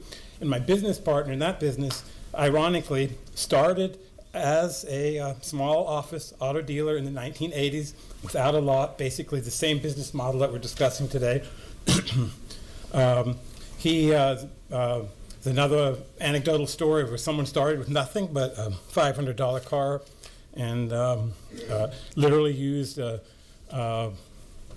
parking lot toll booth as his office, about 30 square feet, and that was the foundation of his success. Today he owns 3 large shopping centers. So this kind of business model is where people can start with nothing and be super successful. Similar to what our governor said, you start with a truck and a shovel, and that's what we should promote. That's what the American dream and what, to me, the Georgia should foster, not destroy. The business model of e-commerce dealer literally gives entrepreneurship and a real opportunity to pull up their bootstraps and be successful and take care of their families. Regulators should not be out here to cut people's bootstraps, but rather to encourage and promote entrepreneurial spirits. Anyway, that auto parts business, I sold it. I went into commercial real estate. So I'm the owner of the facilities at 3 of the buildings, which probably represent 25% of all e-commerce auto dealers. So I own the facility at 2759 Delk Road with 638 dealers, 248 dealers at Dawson Boulevard in Norcross, and 128 in Peachtree Corners. So it's roughly 1,000 dealers. Most of them are startup businesses, and I've been leasing to them since 2007 when it was mandated that car dealers have to have a legal place of business and not operate out of the home, which they could have done since the 1990s. I'm extremely hand-on landlord, so I know everything that goes on in the buildings. I advise and mentor a lot of the tenants, and they ask me for help. Some of them, they always want to pick my brain for advice and jokingly say they want to be me when they grow up, and some of them even have joked and said they want me to adopt them as their son. I have no children. One of the former Secretary of State inspectors, Vivian Armstrong, she literally told me that she loved to come to my buildings because at the Delk Road building, they're always compliant and do not have to come back for follow-up inspections. Because I was there, I made sure that the tenants were compliant before the inspectors came. That's the advantage for state regulators and local regulators of having facilities where there are a lot of e-commerce auto dealers. It makes it much easier to regulate, make sure people follow the rules.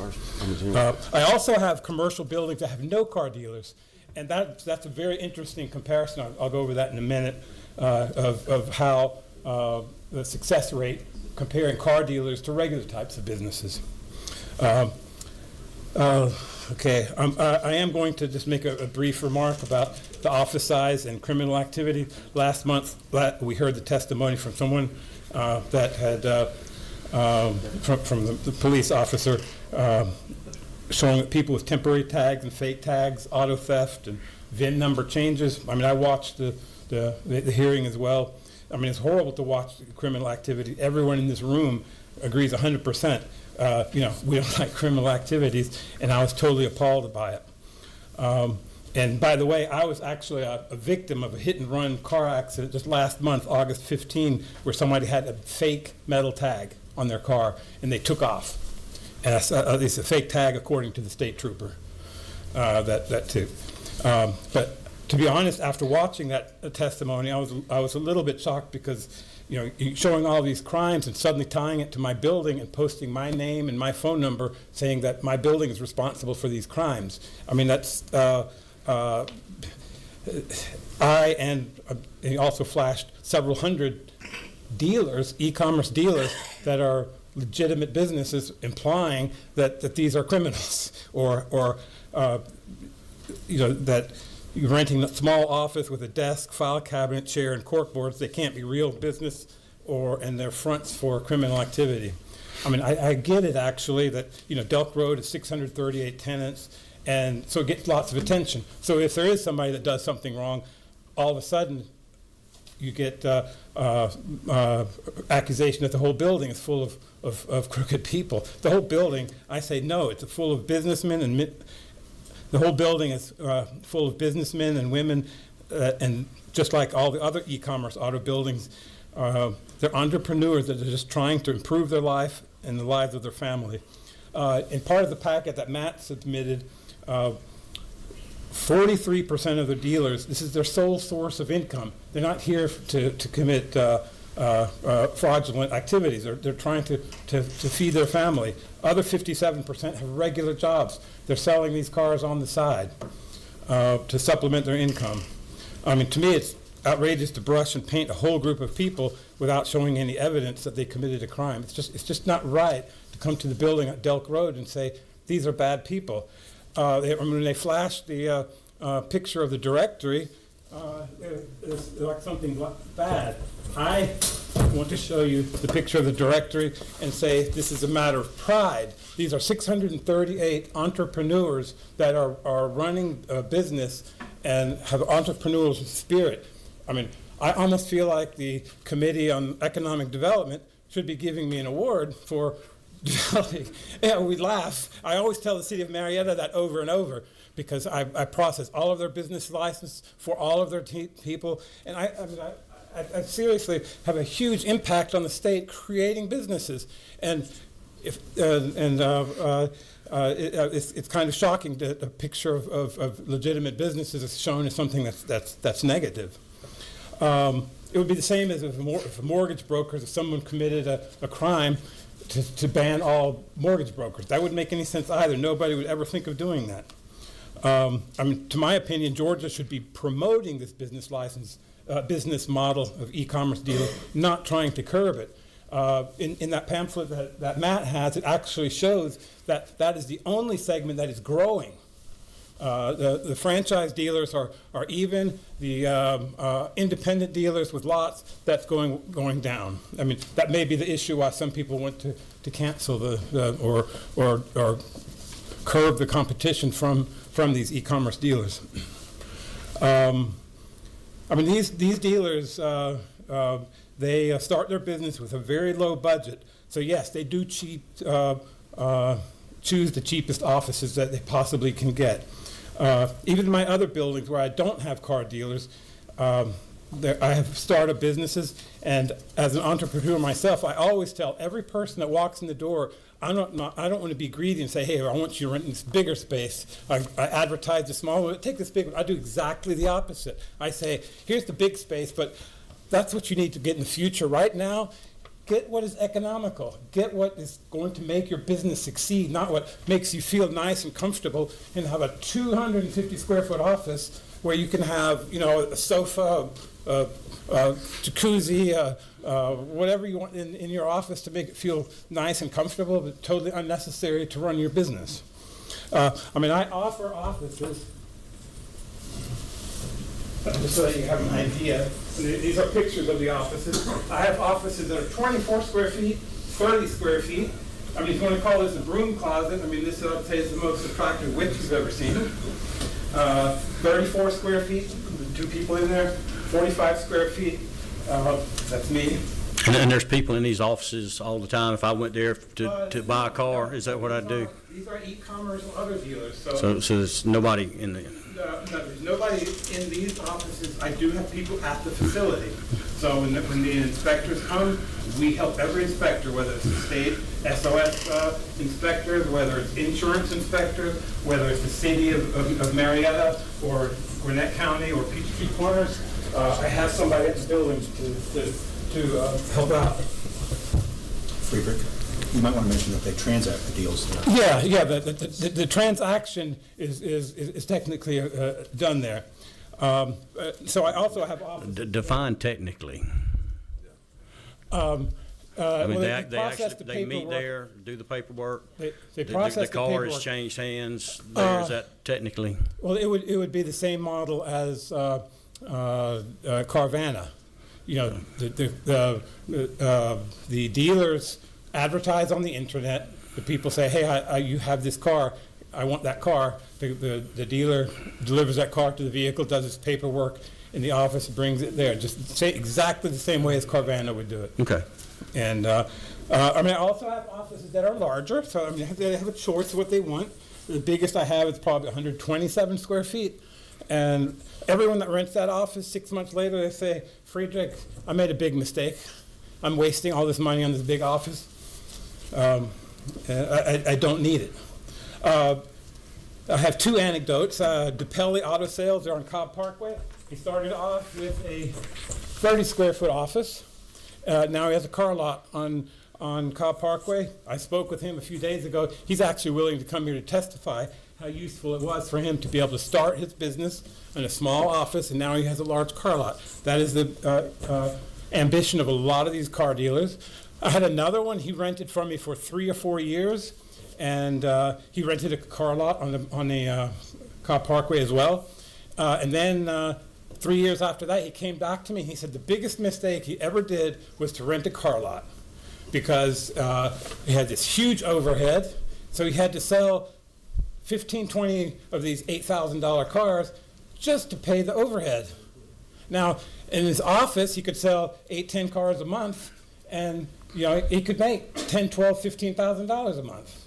And it just doesn't make any sense to have the car lots anymore. I mean, people don't go driving car lot to buy a car. Nobody does that anymore. You go on the internet, you find a car, then you go to wherever that car is. Or Carvana or all of our e-commerce dealers, they come to you and deliver the car to you.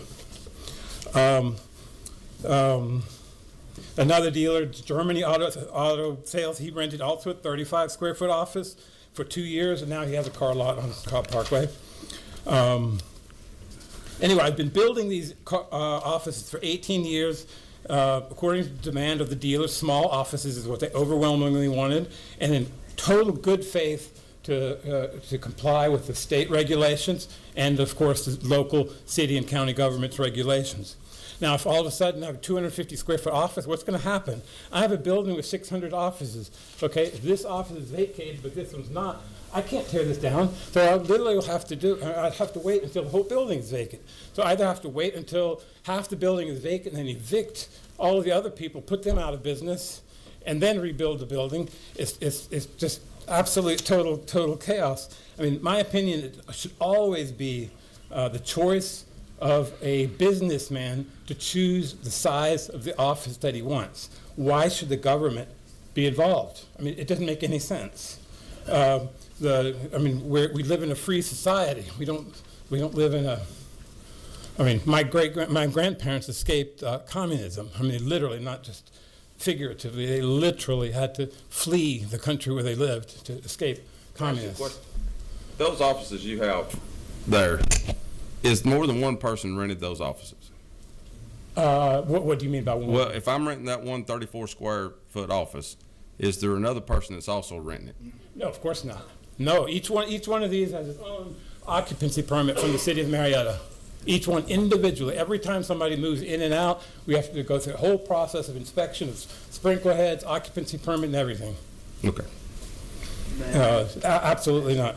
Yeah, let's we finish it up pretty quick. Yeah, go ahead. Okay, one thing I wanted to go over with the tops. I have a building in Norcross, and in Norcross, I've had that building just for 3 years, and I have 248 car dealers there. I was handling all of it myself.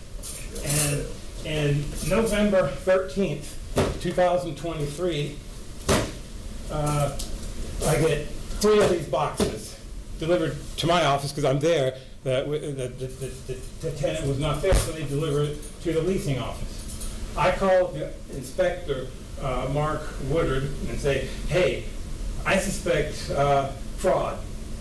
And I say, I got 3 boxes of these tags, 150 per box, 450 tags. That's the tops. Tops tags.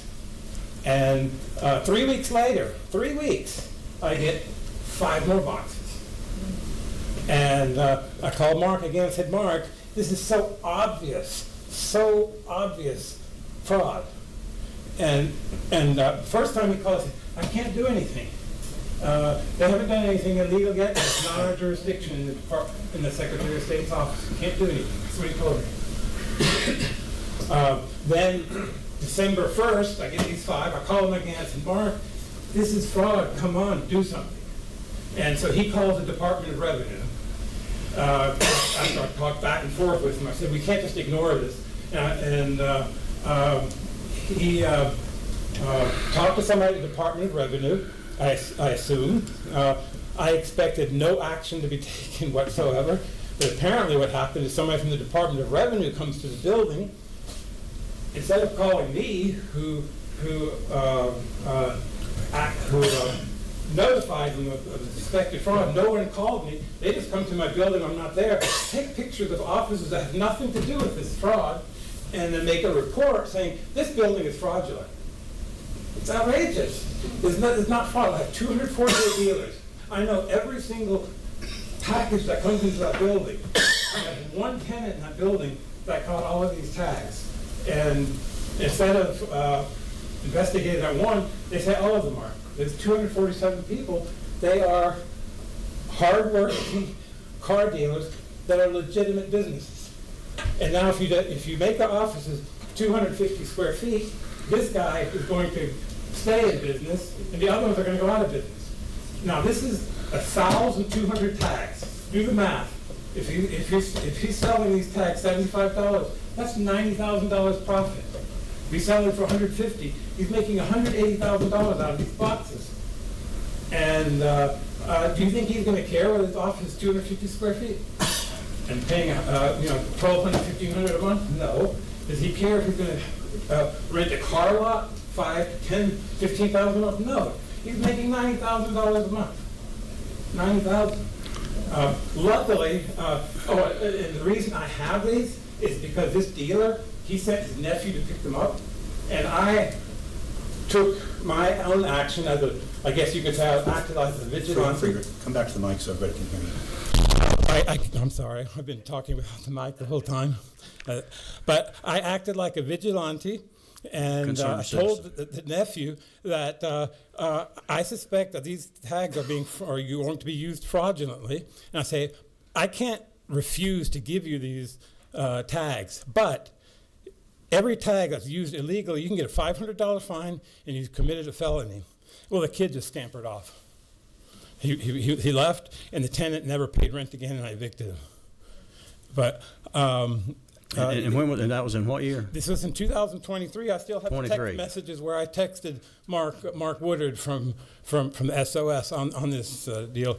I had a similar problem at Delk Road. I had 3 tenants that did the same thing. They ordered multiple ones.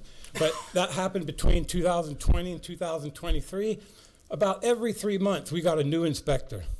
I mean, in the building, the turnover rate was just unbelievable. And they did the same thing. They said it's not in their jurisdiction. They haven't committed a crime, so we had to give them the tags. Okay. All right. But one more point, I'm sorry. Department of Revenue now, in my opinion, has solved the issues. You've controlled mass shipping of tops to just anybody that wants them on demand. Well, not quite. They need to be destroyed. Yeah.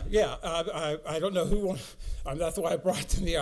I've literally had them in storage. I haven't touched them because I was hoping to. And we've got somebody here who's going to take them for you today. You don't have to carry them home with you. So that's taken care of. But anyway, if I can speak, I have some more things to say. But if not, well, I've got some guys they got to get out here early. And I got DOR. I think he's got some information everybody needs to hear. So okay, and might bring you back on the next meeting as well. Yeah, I have a few other. So I hate rushing through it. So it's just. I apologize for talking so fast because I tried to get as much done as I can. Absolutely. Thank you for going. Yeah, we'll start it. I allow more time next meeting. But anyway, Department of Revenue, Austin, who yeah, you don't have to move them. It's good. Yeah, you might want to set them down. Joe, are you presenting this morning? All right, we got Joe Snowden with Department of Revenue. And I think everybody had a handout from Joe as well. Did you hand those out? Anybody missing one? I have extras over here if we need them. Somehow I didn't get one. One more?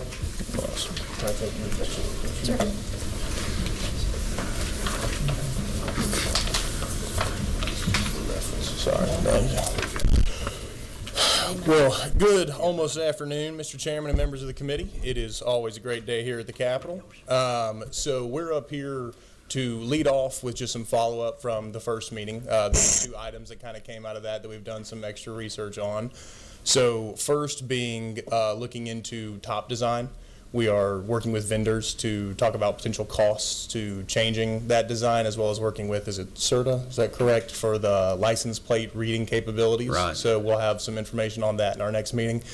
And then the other piece was, so in the previous meeting, there was some discussion on the access to drives and what the Secretary of State's office can do. So with the Department of Justice and some other agencies, we have previously allowed certain individuals to have read-only access to drives, which would give the Secretary of State's office the ability to sort of look in there, see what's going on with these dealers as far as, title issuances and other things like that go.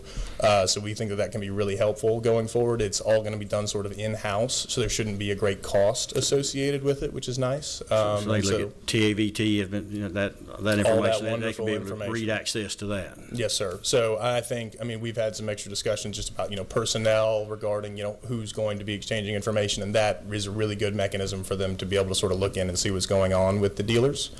So those are our sort of 2 brief updates. And then in addition to that, sort of coming into this meeting, we were asked to take a look at sort of maybe some tops and title issuances with some of these e-commerce locations sort of on the smaller side offices. So we do have some stats that we have provided from that. And if there's any that you would like me to go over particularly, I can, or I can sort of just give a broad overview of the research that was done, whichever you prefer.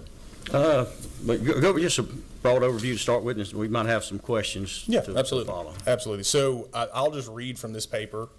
So we pulled, and then the numbers will vary on certain forms because we ended up with more or less on occasion for some of them. But so thinking about this issue, the Delk Road issue has come up a lot. So what we did is we pulled 335 dealers with a Delk Road address, right? And these are independent or e-commerce dealers. So in calendar year 2024, 20,925 tops were issued from these locations. And that was accompanied by 5,308 titles.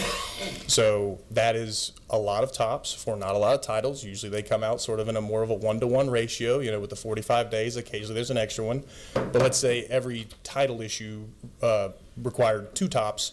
That still only gets you halfway to the amount of tops that were issued. A second set of stats that we pulled had to do with the number of titled issues for the dealers. So 233 of the 335 dealers issued less than 10 titles. So that accounts for about 70% of the dealers. And about, 47% so almost 50% of the dealers in the Delk Road addresses issued less than 3 titles. Moving on, 33% of the Delk Road issued less than 50% of titles. So what this first page shows you is that there is kind of a large discrepancy between titles issued and tops issued. There's a lot more tops going out than there are titles from these locations. The second thing that you will see is sort of just a spreadsheet that kind of runs down a list of tops issues versus titles issued again, right? That'll show you that, that the example on this being a sort of an extended circumstance, there's an example here of 990 tops being issued with 0 titles being issued. Right, as an example of a number that can happen in some of these locations. And then finally, more to the out-of-state component, we ran some numbers with the Delk Road addresses versus general car dealers as far as in-state and out-of-state issuances. So, and I'll just go with percentages on that, but non-Delk Road address dealers issue about 15% of their issuances are out of state, where in the Delk Road addresses it's closer to 35%. So Delk Road is putting out a lot more out of state tops than the other areas. Now I know that can be attributed to the type of business they do, where it's online and people are coming online to shop, and so they're looking from out of state locations.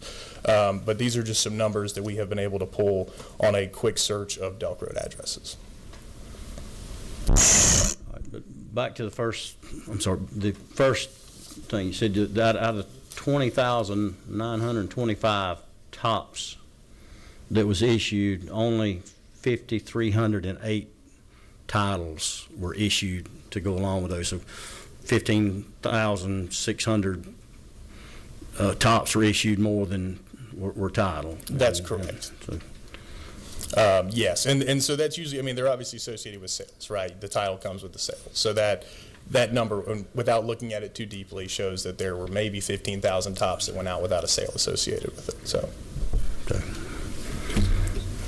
Number 21. You're talking about looking at kind of redesigning the tops. How hard would it be to say, if I'm a dealer, I order the tops, I have to put in my dealer license number, which is hooked to me. It's printed on the blank card. Also, whenever I print off the sticker that goes on there, it also has my dealer license on there, where those two have to match.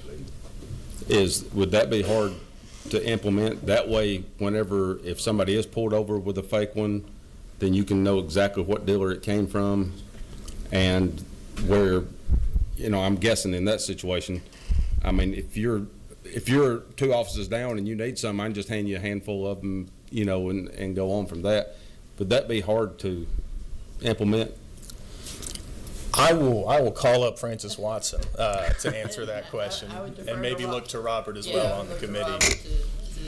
So you're talking about associating the actual TOP inventory essentially ahead of time with that dealer? Well, so let's just say I'm a dealer, right? And I go to order some tops that I'm for my car lot or for my business. When I order those, every one of those blank ones would have my dealer. I'd have to put my dealer license in. So every one of those blank ones would have my dealer license, and it would say dealer license number on that blank one. When I print it off to sell you a car, and I put that sticker on that blank one, then it also has my dealer license. So the sticker that's been printed, that's putting on there, plus the blank card, both that's going on the vehicle shows the dealer license number is coordinated. It's coming from the same place. Right. I mean, I think that's certainly possible, of course. That would entail a significant redesign in terms of because right now the inventory is created, manufactured. It's mailed depending on who's ordering it, and then it goes to a third-party dealer associations who distribute it. So from the manufacturer or the folks who create the plate, there is a middle piece. And so we'd have to kind of work out how that would flow, and it would increase the time in which it would take to actually get TOPs to dealerships. So possible technically, of course, but there would be a significant redesign in how that flows in order to make that work. So I guess real quickly, if I'm a dealer, could you walk me through like how I get the tops? Well, right now we create the tops. We have a vendor that creates the tops and provides those to the dealer associations. And then the dealer associations all have an ordering system by which the dealers then take that inventory and they distribute. So I got you. Okay. It's a couple of steps from the department, but It's actually given out by the dealer association. Okay, so they're not ordering directly from y'all. Correct. I got you. Okay. I have a quick question. Wait, just a moment. Let's finish up here, and then we'll see. I just want to answer this question kind of. Okay. Can that be implemented in Title Tech? You know, when we print our tops off, it's just print on the temp tag. Well, I think right now, the ability for the dealer to associate their temp tag with their dealership, I mean, they currently have a stock with that information on it. Now, printing a dealer number on it in the process, Right. that wouldn't be a huge change, of course, for the department, because we're not a part of that, but it seems like it wouldn't be a huge redesign on their side. Because that's a good idea. That's why we have him here. I usually come up with one. It's not as good looks. But anyway, doing the math, of the previous presenter said $75 a piece. If they selling those 15,000 tops for just $75, that's $1,125,000. That's a huge amount. Just at that one location would if that's what's happening there. So that's what we're trying to drill down on. So, all right, that was good information, Joe. I appreciate it. Any further questions? Number 19. Yes. So I have a two-part question. It's a process question. So that's fascinating, and I appreciate it. Now that you have this information, and I'm not saying what you're going to do specifically about these discrepancies that you found, but in general, when you see these kinds of glaring inequities, what's the process deal, or now what happens? Francis, we're going to talk more to the enforcement side of that. Yeah, we have a Office of Special Investigations, which have the post-certified officers, and when we have complaints and when we see these discrepancies, we would refer it to them for follow-up. And so then they would be showing up to say why. Yes, they would be either going to the location and also having them come into the office. We do have some issues in actually locating and serving quite a few of these dealers that when we get there, the doors are locked and trying to provide actual service to them. So that points to what I'm getting at. So, and thank you, Francis. So I appreciated Mr. Matthews' conversation, especially the passion with which you defend your folks. And I think we're saying that probably most of these e-commerce agents are good actors. But it does allow for an element of dark water. So this might be for Chris, if you don't mind. So you have this building with 34 square foot office space to do the dealer transaction, and there's 240 in this building. And the inspector shows up, and Mr. Matthews talked about helping inspectors find compliance, helping his residents find compliance. But there's nobody there. What kind of problem does that pose to our regulatory agencies? I just got to imagine that this is a puzzler. Yeah, that's probably one of the biggest problems that we have is actually catching these dealers there, being able to do an inspection. And I would imagine the same with enforcement. For sure, yeah. That and actually serving them with a notice. And I think that we've made some changes and some adjustments that would allow us to have better service of them. But when they're out of state, and we obviously can't send somebody to New York, New Jersey to serve them, and they're not accepting their mail service to give them due process in order to cancel them out, which now we have some better tools to remove them from the system if they don't respond. So I think that that's going to make a big difference, but that doesn't go into effect till January. And so in January, based on the legislation that was passed, one of those is these folks who have 0 titles issued will lose their dealer license? Is that right? Do I understand it correctly? In our follow-up, we would send them notice, and they're required to provide us with contact information. And if they don't respond and they don't provide us with legitimate documentation of those sales, then we have the ability to cancel them out of the drive system. All right, thanks. Thank you, Chris. Now, on the investigators that you have now, you're limited with your personnel. We're very limited. You're very limited, just like the Secretary of State's office is limited with their investigators as well. So that's something we need to take a hard look at. So, That'd be perfect. so willing to do that to try to get to the bottom of this. So thank y'all again. Wait, number 24 right here, Chairman Powell. I got just a question I want to ask. What is the penalty for anyone that has been caught selling tops tags illegally? Is there a criminal penalty, or is it a administrative penalty that they lose their license, they lose their privileges, or whatever?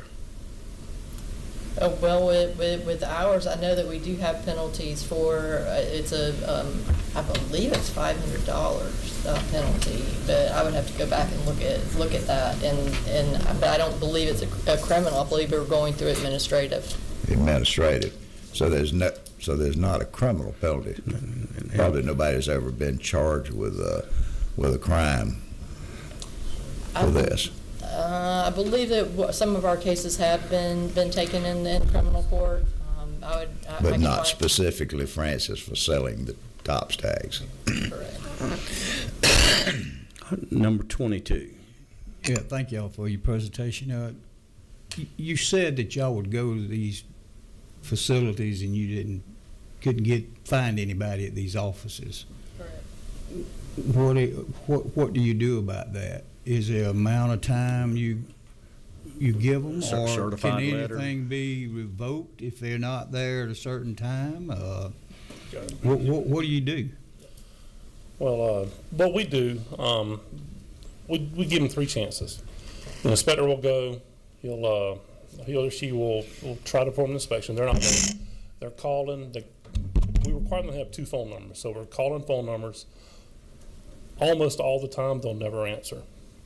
And then we'll come back and we'll try to go back at least 2 more times. Go through the same process. We're calling, no answer. We're calling, or no answer. And then after the 3rd time, that's when we were able to take action to revoke their licenses.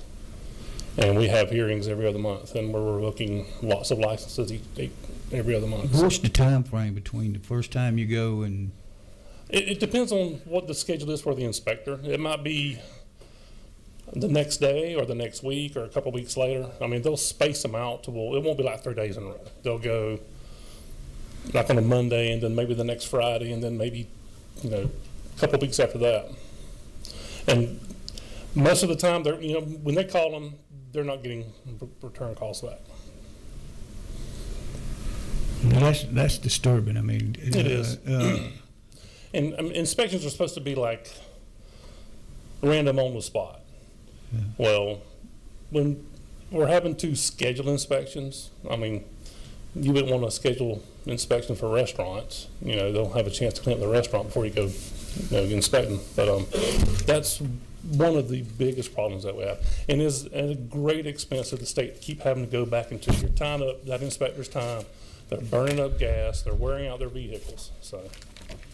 Yeah, it's tough because this is catching all the good actors in these businesses, and we're allowing these to dictate why we're here. Mm-hmm. And that is very, very frustrating. So I agree with Chairman Powell that there should be some kind of severe penalty for these folks, even on the tops. And then even if they're not there to comply, running a business and you're not there,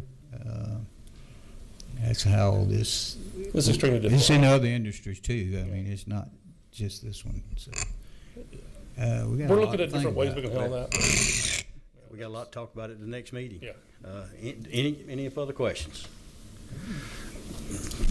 Yes, come to the podium. Just state your name and we give. Yes. Hi, good afternoon, everyone. My name is Greg Parker. I'm actually a tenant in Friedrich's building, 2759 Delk. Just to be clear, I've heard a lot about how we function as e-commerce dealers. I just want to state that I am an e-commerce dealer and it is my sole source of income. So I came to speak on behalf of that from kind of the horse's mouth with regard to some of the things that I've noticed and I have been privy to out in the field, primarily as e-commerce dealers, because we often operate at small overhead. We don't have employees. We don't have partners. So that puts a burden on us to be able to have to go out into the field and search for vehicles. I look at 2,000 cars a week. I probably buy about 3% of them. But needless to say, the driving, the mileage, the all the things that go into that, that's a process. So when things happen and, you know, you come down to the office, quite naturally, we're not going to be there because we don't, you know, like franchise dealers may have a buyer. They pay whatever they pay. That's their sole job. We have to show vehicles, talk to people about vehicles, and fix them, answer emails, go get parts from vendors. So I just want to address that point, not to say that the issues that have been spoken about don't need to be addressed, but just to give some context from somebody who's actually out beating their feet doing it every day. I do think, and this is kind of the elephant in the dealer world, e-commerce world, and I'm pretty sure also for some of the big dealerships, there's a huge problem with open title selling and skip titling. Yeah, it needs to be addressed from a standpoint, and I'm saying this because I buy from everywhere. I buy from mainline auctions, I buy from private sellers, I buy off Facebook, OfferUp, all the sites. And the problem that I find with that is not only is there not legitimate competition that is illegitimate, it also poses a problem for what the gentleman spoke about with TABT tax, and just in general as a whole, allowing for bad actors to flourish in that setting, and I'll give some examples. So let's just say I approach a private seller or somebody on Facebook. They have a vehicle. They may have brought the vehicle from some person. They don't want to pay taxes or register the vehicles because they understand that if you pass 5, they're going to look at you crazy, and we don't want to do that, right? Not only that, we don't want to pay tax on it. We don't want to register and pay registration fees or insurance. So what we'll do is we'll just get a bill of sale. We'll have the person selling the car sign the title, and we'll leave the spot open. And we'll market it on Facebook Marketplace, and we'll find buyers. And I hate to say this, buyers are notoriously uneducated, unfortunately, with regard to the process of purchasing a vehicle. They just want to find the best deal at the best price, and cars are necessities for people. So a lot of times they're functioning on, a needs basis. So they don't ask the questions. They don't know how to go about fleshing out that process. And the person who effectively bought the vehicle from the first seller is a ghost. So now you have someone who purchased the vehicle from a person who will never be able to know. They don't show any identification. They never pay any registration fees, no taxes, no income. And then it looks like on paper that if I'm the person, end user, bought the car from the person who originally sold to the middle guy. So that poses obviously a myriad of different problems with regard to, one, competition for small dealers and large dealers, loss of TABT tax, just a rife for all types of misleading transactions and information to come about, stolen vehicles, etc. And I think that if we need to spend a lot more time looking into that and creating systems in place to be able to, I don't know if there's maybe I've been watching too much TV, a sting or something, or some type of social media department. I mean, it sounds crazy, but it's really a big issue. Yeah. And I think that some of the complaints you guys bring up are legitimate with regards to things that are happening within the industry. And I, as a legitimate, dealer with nothing but 5-star reviews on my page and doing nothing but good business, I feel that we're spending a lot of time looking into things that kind of should be cut off at the root. I feel like I'm a person where we can address the problem, or we can address where the problem is created or comes from. And I feel like just having no real oversight over at the transaction level itself with a lot of these online and social media people who aren't dealers, who are flippers posing as dealers, creates all the other stuff as far as like the need for TOPS tags in abundance, because now you may have a dealer who is not necessarily the one selling the car, but they're doing a side transaction with them and some associate or somebody who's not a dealer. They're purporting themselves to be a dealer, but they have no license. But they're transacting vehicles, needing TOPS tags because they never want to register the vehicle in their own name. And I just think that that's where we kind of need to start if we're going to really get to the bottom of the problem, because I do feel like we deserve to, as paying bond, insurance, licensing, and being legit, we deserve that on the other end. Well, I would like to get with you after the meeting, get your name and number. Would love to work with you, your ideas you've got. We might even be looking for an investigator. You interested? I actually like selling cars. But anyway, thank you for coming. All right. We have nothing else on the agenda. I appreciate everybody's attention. Thank you for the testimony heard today.